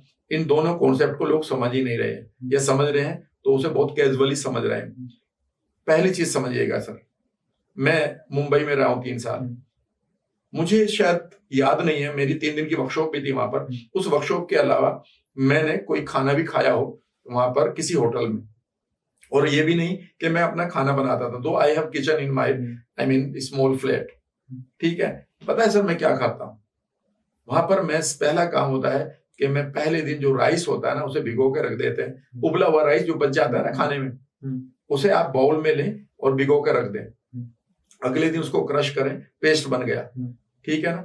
यह वह बैक्टीरिया तैयार हो चुके हैं जो आपकी लाइफ को बदल देंगे। आपने नीतू सिंह का या नीतू कपूर का या फिर आप आर माधवन का इंटरव्यू जरूर सुना होगा कि वो इसके बगैर बाहर नहीं निकलते हैं। जो क्या है जब तक क्यों कि मतलब राइस को सिंपली भिगोना है पानी में और रूम टेम्परेचर में अपनी किचन में अपने ढक के रख देना। सुबह वो एक तरह से फर्मेंटेड हो चुके हैं, वो बैक्टीरिया बन चुके हैं, वो उस राइस का कार्ब भी खा चुके हैं अपने आप को डेवलप करने के लिए। अब आप इसको थोड़ा सा क्रश कर लेंगे तो बढ़िया रहेगा। मैं इसको क्रश करता हूँ सर, और अब मैं इसमें बताता हूँ कि मैं पूरे दिन क्या खा लेता हूँ और मुझे कितनी एनर्जी रहती है। और ये कोई भी आदमी करके देख ले सर, और कितना टेस्टी लगेगा कि while I am telling I can feel the saliva in my mouth. अब ये सिग्नल तो नहीं दे रहे कि हमने ऑफिस में आपको ऑफर नहीं किया कुछ खाने को। वो इमेजेस आ रही हैं। तो अब वो जो पेस्ट बना हुआ है सर, उसमें मुझे अगर 2 चम्मच भी मैं खा लूं तो भी मेरे बैक्टीरिया काफी हो जाएंगे। ये नहीं कि वो खाना है, पर वो मेरा बेस बन गया। अब मैं उसमें सर स्प्राउट्स डालता हूँ एक वेबसाइट से मंगाकर, थोड़े चने के या मिक्स्ड, ठीक है ना। उसके बाद सर मैं उसमें खीरा डालता हूँ, थोड़ा सा प्याज डालता हूँ, थोड़ा सा टमाटर डालता हूँ, थोड़ा सा फ्लैक्स सीड डाल देता हूँ। उसके बाद मैं उसमें पंपकिन सीड डाल देता हूँ, थोड़े से मैं दूसरी सीड है सनफ्लावर, या मेरा एक फेवरेट भी है खरबूजे के बीज, जिसको आप कई बार मगज या मस्क मेलन कहते हैं। उसके बाद सर उसमें मैं थोड़े से भीगे हुए आई मीन बादाम डाल लेता हूँ, और थोड़े से अखरोट जरूर डालता हूँ क्योंकि वो हमेशा गट लाइनिंग को। उसके बाद सर मैं 2 चम्मच उसमें या 3 चम्मच या तो मैं घर का निकला हुआ या अच्छे वाला सिसमे ऑयल या तिल का तेल डाल लेता हूँ, या फिर ऑलिव ऑयल, या दोनों डाल लेता हूँ। कई बार मैं उसमें गोले का तेल भी, ताकि मेरा फैट भी पूरा मिक्स करा सर। और इसके ऊपर एक ही चीज डालता हूँ जिसमें मुझे सर पूरा लाइफ चेंजिंग प्रोडक्ट है, उसका नाम है सी सॉल्ट, समुद्री नमक, डली वाला नमक, ठीक है ना। उसे डालता हूँ सर, काली मिर्च का पाउडर डालता हूँ, और कुछ नहीं, पैक करता हूँ और अपने काम पर निकाल। बैग में डाला सर, पॉडकास्ट करना हो मुझे, कि लाइब्रेरी में जाना हो, किसी काउंसलिंग के लिए जाना हो, मीटिंग के लिए जाना हो, ये मेरे पास तैयार हो गया सर। 1-2 एप्पल रहता है मेरे बैग में, और मुझे तो आप यकीन नहीं करेंगे शाम तक ये खाया नहीं जाता, अगले दिन कई बार ये फेंकना पड़ता है। इसमें और बढ़िया टेस्ट बनाने के लिए आप इसमें घर की हरी चटनी डाल सकते हैं, इसे और बढ़िया मसाले वगैरह आपने डाल सकते हैं। And once you take it, मैं आपको इतना बता रहा हूं कि आपके बिना मतलब की गैस बंद हो जाएगी। अगले दिन ऐसा लगेगा कि आपको एनर्जी ज्यादा आ रही है। 10 दिन के अंदर आपको लगेगा कि आपके बालों की ग्रोथ बढ़ रही है, क्योंकि आपका सीबो मरने शुरू हो जाएंगे, सीफो खत्म हो जाएगी, आपकी स्किन डेवलप हो जाएगी बढ़िया तरीके से। और आपकी जो जीन है ना सब, जो नॉन एक्सप्रेसिव हो गई थी, आपको यकीन नहीं आएगा लेकिन ये फैक्ट है कि हमारे पास सिर्फ 30,680 जीन है, केंचुए के पास हमसे ज्यादा है। उन जीन को सपोर्ट करने के लिए हमारे पास 40 लाख जीन जो है वो गुड बैक्टीरिया देते हैं हमको। अगर आपने गुड बैक्टीरिया को एक दिन के लिए डेवलप कर लिया ना सर, उसी दिन वो आपकी बॉडी का दर्द खत्म कर देगी, जिसको हम SCFA यानी कि एंटी इन्फ्लेमेटरी कहते हैं। इतना सा करना है सर। और अगर और भी बढ़िया करना है तो सर वो आपकी किचन में है सारी चीजें, जिसका नाम अडाप्टोजन है। आप अपने गट को ठीक कर लीजिएगा और अडाप्टोजन पी लो। अडाप्टोजन के बारे में ना तो कोई वैद्य जी बता रहे हमें और ना ही कोई डॉक्टर बता। क्या होगा ये अडाप्टोजन? सेकंड पार्ट है जो डाइट का, सेकंड चीज खाने को। बस ये इसके अलावा मैं जो लेता हूँ, मैं कोई ड्रिंक नहीं लेता हूँ, मैं कोई चाय नहीं पीता हूँ, ठीक है ना। मैं ब्लैक कॉफी ले लेता हूँ, कई बार वो बैठना पड़ता है पार्टीज में, या ग्रीन टी कहीं मिल जाए तो, या फिर मैं सिर्फ अडाप्टोजन पीता हूँ, हमेशा वो मेरे पास होते हैं। अडाप्टोजन का मतलब है एक कॉम्बिनेशन ऑफ हल्दी, काली मिर्च, अदरक, छोटी इलायची, तुलसी, उसके बाद सौंफ, उसके बाद दालचीनी एंड मुलेठी और अश्वगंधा। ये 9-10 चीजें हैं, ठीक है ना। ये 9-10 चीजों का कॉम्बिनेशन बनाकर रखता हूँ सर। एक पाउडर आधा चम्मच डाला, सुबह केटल में पानी डाला 1 कप, उसे 1-2 मिनट के अंदर वो उबल जाता है, उसे तसल्ली से पीता हूँ।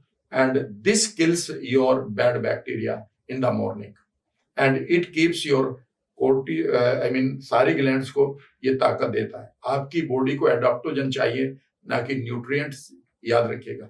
यहाँ पर मैं बहुत स्ट्रॉन्ग स्टेटमेंट दे रहा हूँ, आपकी बॉडी या तो स्टिमुलेट हुई पड़ी है आपकी, या सप्रेस हुई पड़ी सर, नींद नहीं आ रही, या तो आप स्टिमुलेशन में या सप्रेशन में। तो स्वास्थ्य बेसिकली तब आता है जब वो बैलेंस में, और बैलेंस बनाने वाले प्रोडक्ट का नाम होता है अडाप्टोजन।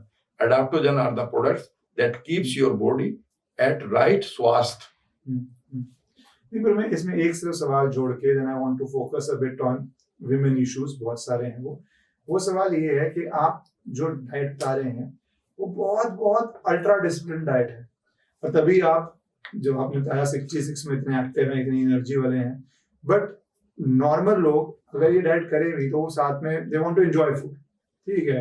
बहुत ऐसे लोग आते हैं कहते हैं मुझे तो खाने में स्वाद आता है, वो दिन में कई बार बर्गर खा लेंगे, कुछ लोग डोसा खा लेंगे, कुछ लोग परांठे खा लेंगे, सबके अपने अपने जो भी हो सकता है, उनमें से कुछ हेल्दी है कुछ अनहेल्दी है, but people want to enjoy food.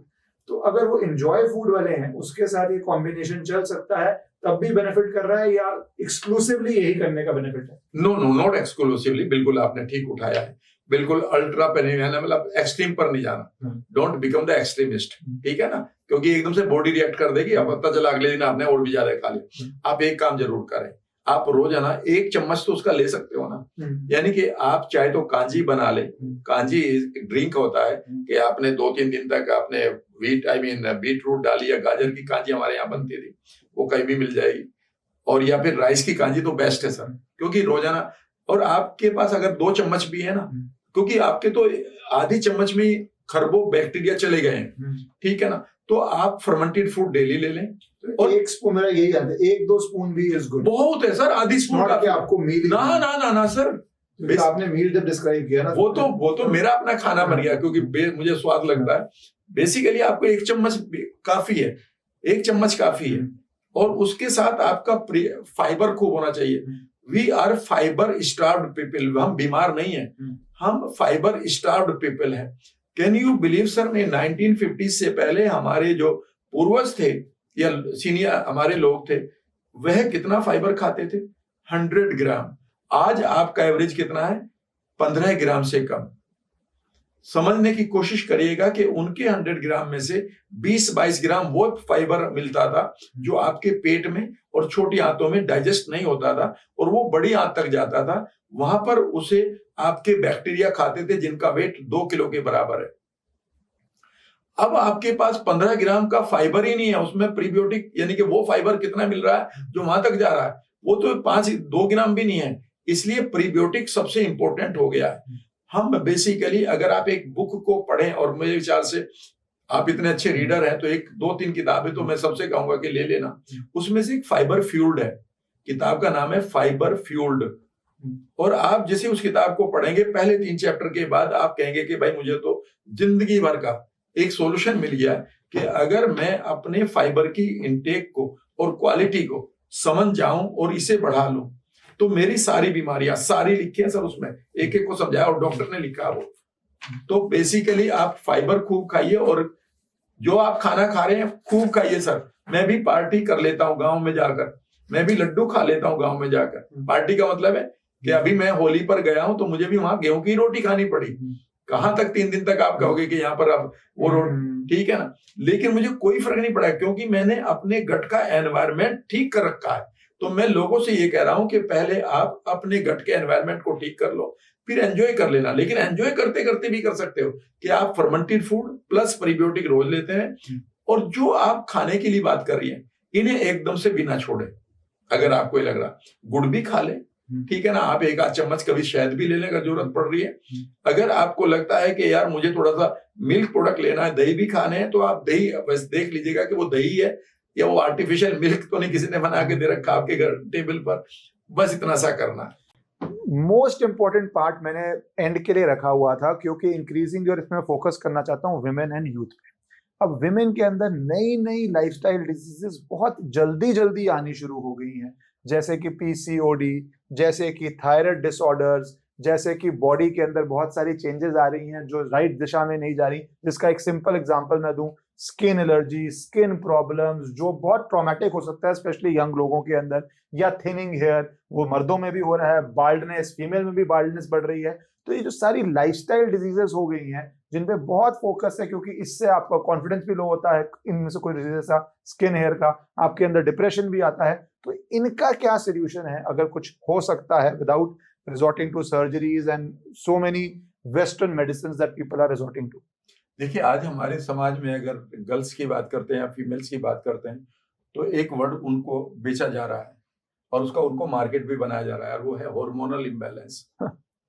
और हार्मोनल इम्बैलेंस में कई बार यह कि या तो मोटापा बढ़ रहा है या घट रहा है, कई बार बाल सर के पतले हो रहे हैं लेकिन चेहरे पर निकलने शुरू हो गए, और कभी उनको यूट्रस के इन्फेक्शन, इन्फ्लेमेशन, और कई बार कैंसर तक होते जा रहे हैं। पता है, अब पहले अगर हम पीसीओएस की ले लें लेडीज के लिए, तो जिस बुक का मैं रेफरेंस दे रहा था, मैं उसी बुक का आपको फिर रेफरेंस दे रहा हूँ, और मैं कह रहा हूँ कि हर एक लेडीज को इससे पहले कि वो किसी डॉक्टर के पास जाकर बाहर के हार्मोन लेना शुरू करें, जबकि हार्मोन तो आपका पर्सनल होना चाहिए, उन हार्मोन को इससे पहले कि आप बाहर से लें, याद रखिएगा, every hormone is a messenger. वो पता नहीं क्या मैसेज आपकी बॉडी के अंदर लाकर छोड़े।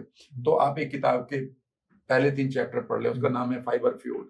जब मैंने उस किताब को पढ़ना शुरू किया, बहुत गहराई से, तो वहां पर एक चौंकाने वाली बात पाई। वो ये थी कि हम फीमेल्स के अंदर एक हार्मोन होता है, उसका नाम है एस्ट्रोजन।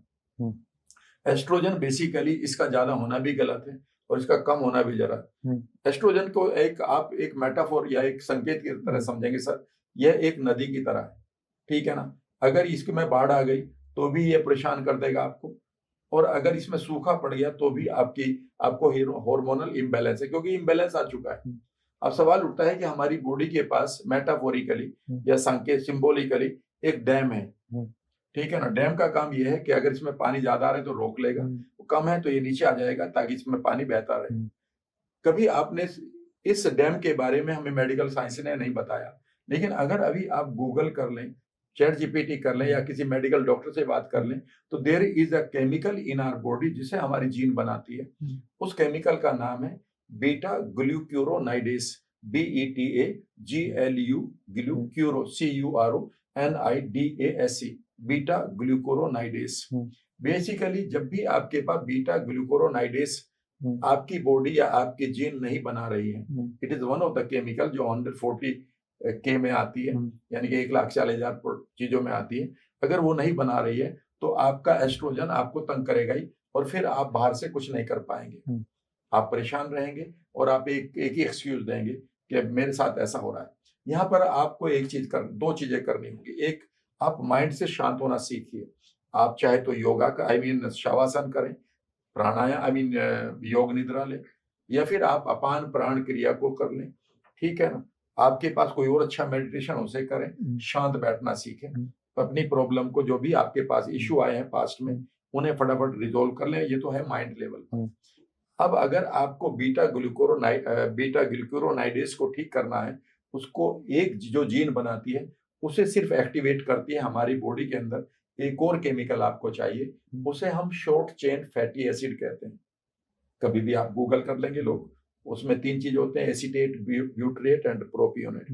याद रखिएगा, ये अगर आपके पास है तो आपको कभी हार्मोनल इम्बैलेंस नहीं होगा। अब यहाँ पर समझने की बात यह है कि इसे कौन बनाता है। इसे बनाते हैं आपका गट का बैक्टीरिया, और आपके पास कई बार अच्छे बैक्टीरिया भी हैं, लेकिन जिन लड़कियों ने, जिन लेडीज ने जंक फूड खाना खूब शुरू कर दिया है, बाकी चीजें खा रही हैं, पर उनके पास समय नहीं है कि वो सलाद खूब खाएं या फिर फाइबर खाएं। फाइबर में सर वो फाइबर चाहिए जो आपके पेट में ना पचता हो, वो फाइबर भी मैं बता देता हूँ, ठीक है ना। जब आप सुबह शेक बना रहे हो तो उसमें आधा कच्चा आलू डालकर शेक बनाएं, या फिर कच्चा जो हमारा बनाना होता है वो है प्रीबियोटिक होता है रेडीमेड, या फिर एक और भी होता है, कभी गूगल करिएगा उसको, और वो अमेजोन पर मिल जाता है, उसका नाम है अकेसिया पाउडर। बबूल का जो गोंद होता था उसका पाउडर, छाल का पाउडर। ये ऐसे पाउडर वो है जो आपके गट में जो बैक्टीरिया बने हैं उनको कमी पड़ रही है इस प्रीबियोटिक की।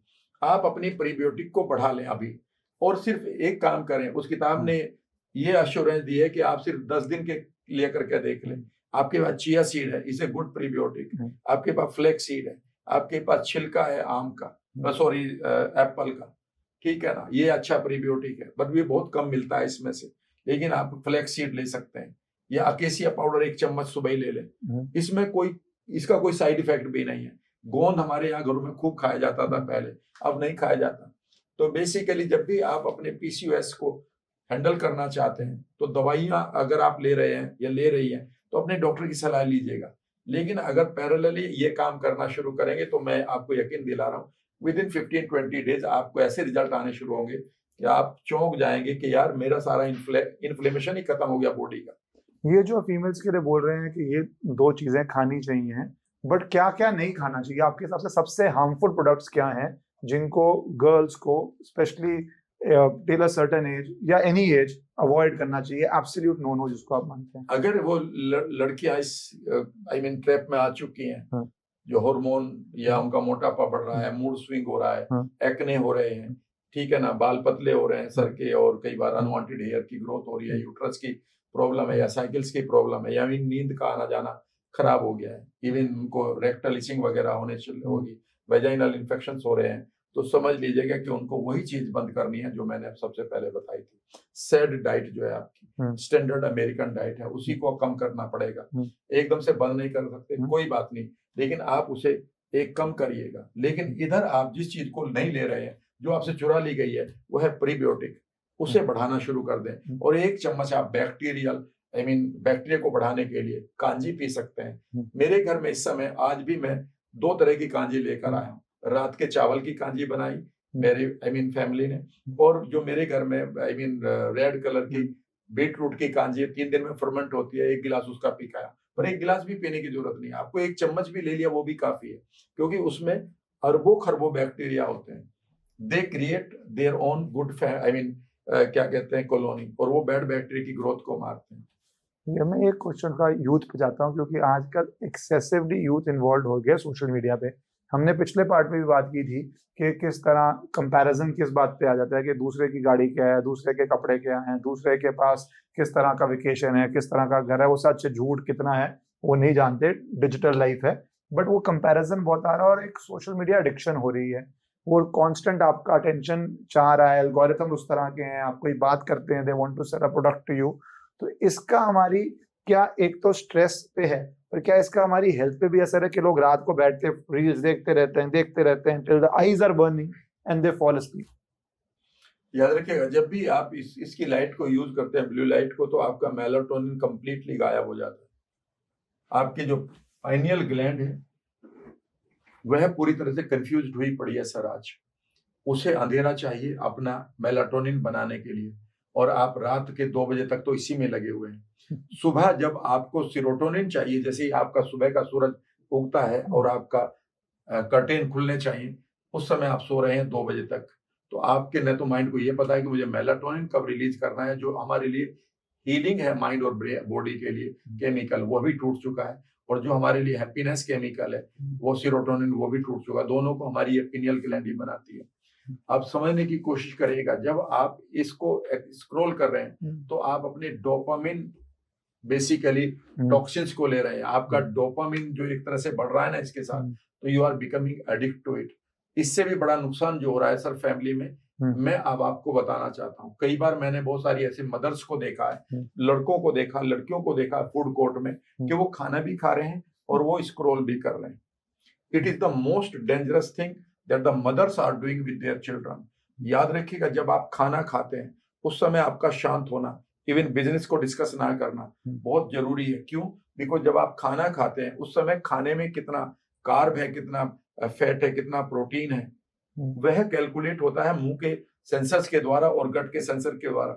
वेगस नर्व से वो चीजें आपके माइंड में जाती है, और माइंड फिर टेक्निकली आपकी गट को बताता है आपकी स्पीड ये होनी चाहिए, जिसको हम पेरिस्टाल्टिक मूवमेंट कहते हैं। आपके पास इतना हाइड्रोक्लोरिक एसिड होना चाहिए, इतना आप बाइल जूस तैयार करो, वह पूरी तैयारी कर देता है। कभी पढ़िएगा किताब को, द गट को। जब आप इन्वॉल्व हो जाते हैं स्क्रॉल में, या आपने उस छोटे से बच्चे के सामने यूट्यूब चला दिया, क्योंकि उससे पहले वो खाना ही नहीं खा रहा था, अब बच्चे का माइंड कहाँ है? कहीं और। Now who is giving the command to this world, जहां पर आपके खाने को डाइजेस्ट करना था? जीवन में जो भी चीज आप लाइफ में मैनिफेस्ट करना चाहते हैं सर, उससे पहले 2 EST और भी आते हैं, एक है रेस्ट और एक है डाइजेस्ट। तभी तो आप लाइफ को मैनिफेस्ट करेंगे, जो आपकी सेहत है, पैसा है। तो जब भी आप स्क्रॉल करते हुए खाना खा रहे हैं तो समझ लीजिएगा आप उस your food feeds your state. अगर उस समय आपने कोई ऐसा वो देख लिया, आई मीन न्यूज खराब सी, ये जो आपको डिस्टर्ब कर रही है सबकॉन्शियसली, याद रखिएगा आपका गट ऑलरेडी डिस्टर्ब हो चुका है। आपके गट के अंदर 25 तरह के हार्मोन रिलीज होते हैं और उनमें से कई ऐसे हैं जो जहर का काम, यानी कि पूरा एनवायरनमेंट ही एक तरह से बेकार केमिकल से भरा हुआ है। वहां पर आपका फूड आपके लिए कुछ काम नहीं करेगा, भले ही आपको कितना भी महंगा क्यों ना हो। Thank you. आज हमने brain, thoughts, memories, anxiety, stress, उसका असर आपके गट, आपकी हेल्थ, आपके हाइजीन, आपकी जो चीजें कॉस्मेटिक लगती हैं या जो चीजें सीरियस हैं, वो सबको किया। और बहुत सरल सरल सॉल्यूशंस हैं जिसमें थोड़ी थोड़ी आपकी लाइफस्टाइल चेंजेस आपकी हेल्थ को एक्चुअली आपकी वेल्थ बना सकते हैं। सो प्लीज आई होप, और बहुत सारी किताबें भी बताई गई हैं जिसपे अगर आपको इन डेप्थ करना है, पर नहीं तो ये पॉडकास्ट को 1-2 बारी देखिए और समझिए कि जो भी इसके अंदर से इतनी इंटरेस्टिंग कॉन्वर्सेशन से आप जो भी चेंजेस अडॉप्ट कर सकते हैं, कम से कम वहां से तो स्टार्ट कीजिए। थैंक यू, आपने इतना समय दिया और ये सारी बातें लोगों की हेल्थ के लिए समझाई। Thank you sir, thank you very much.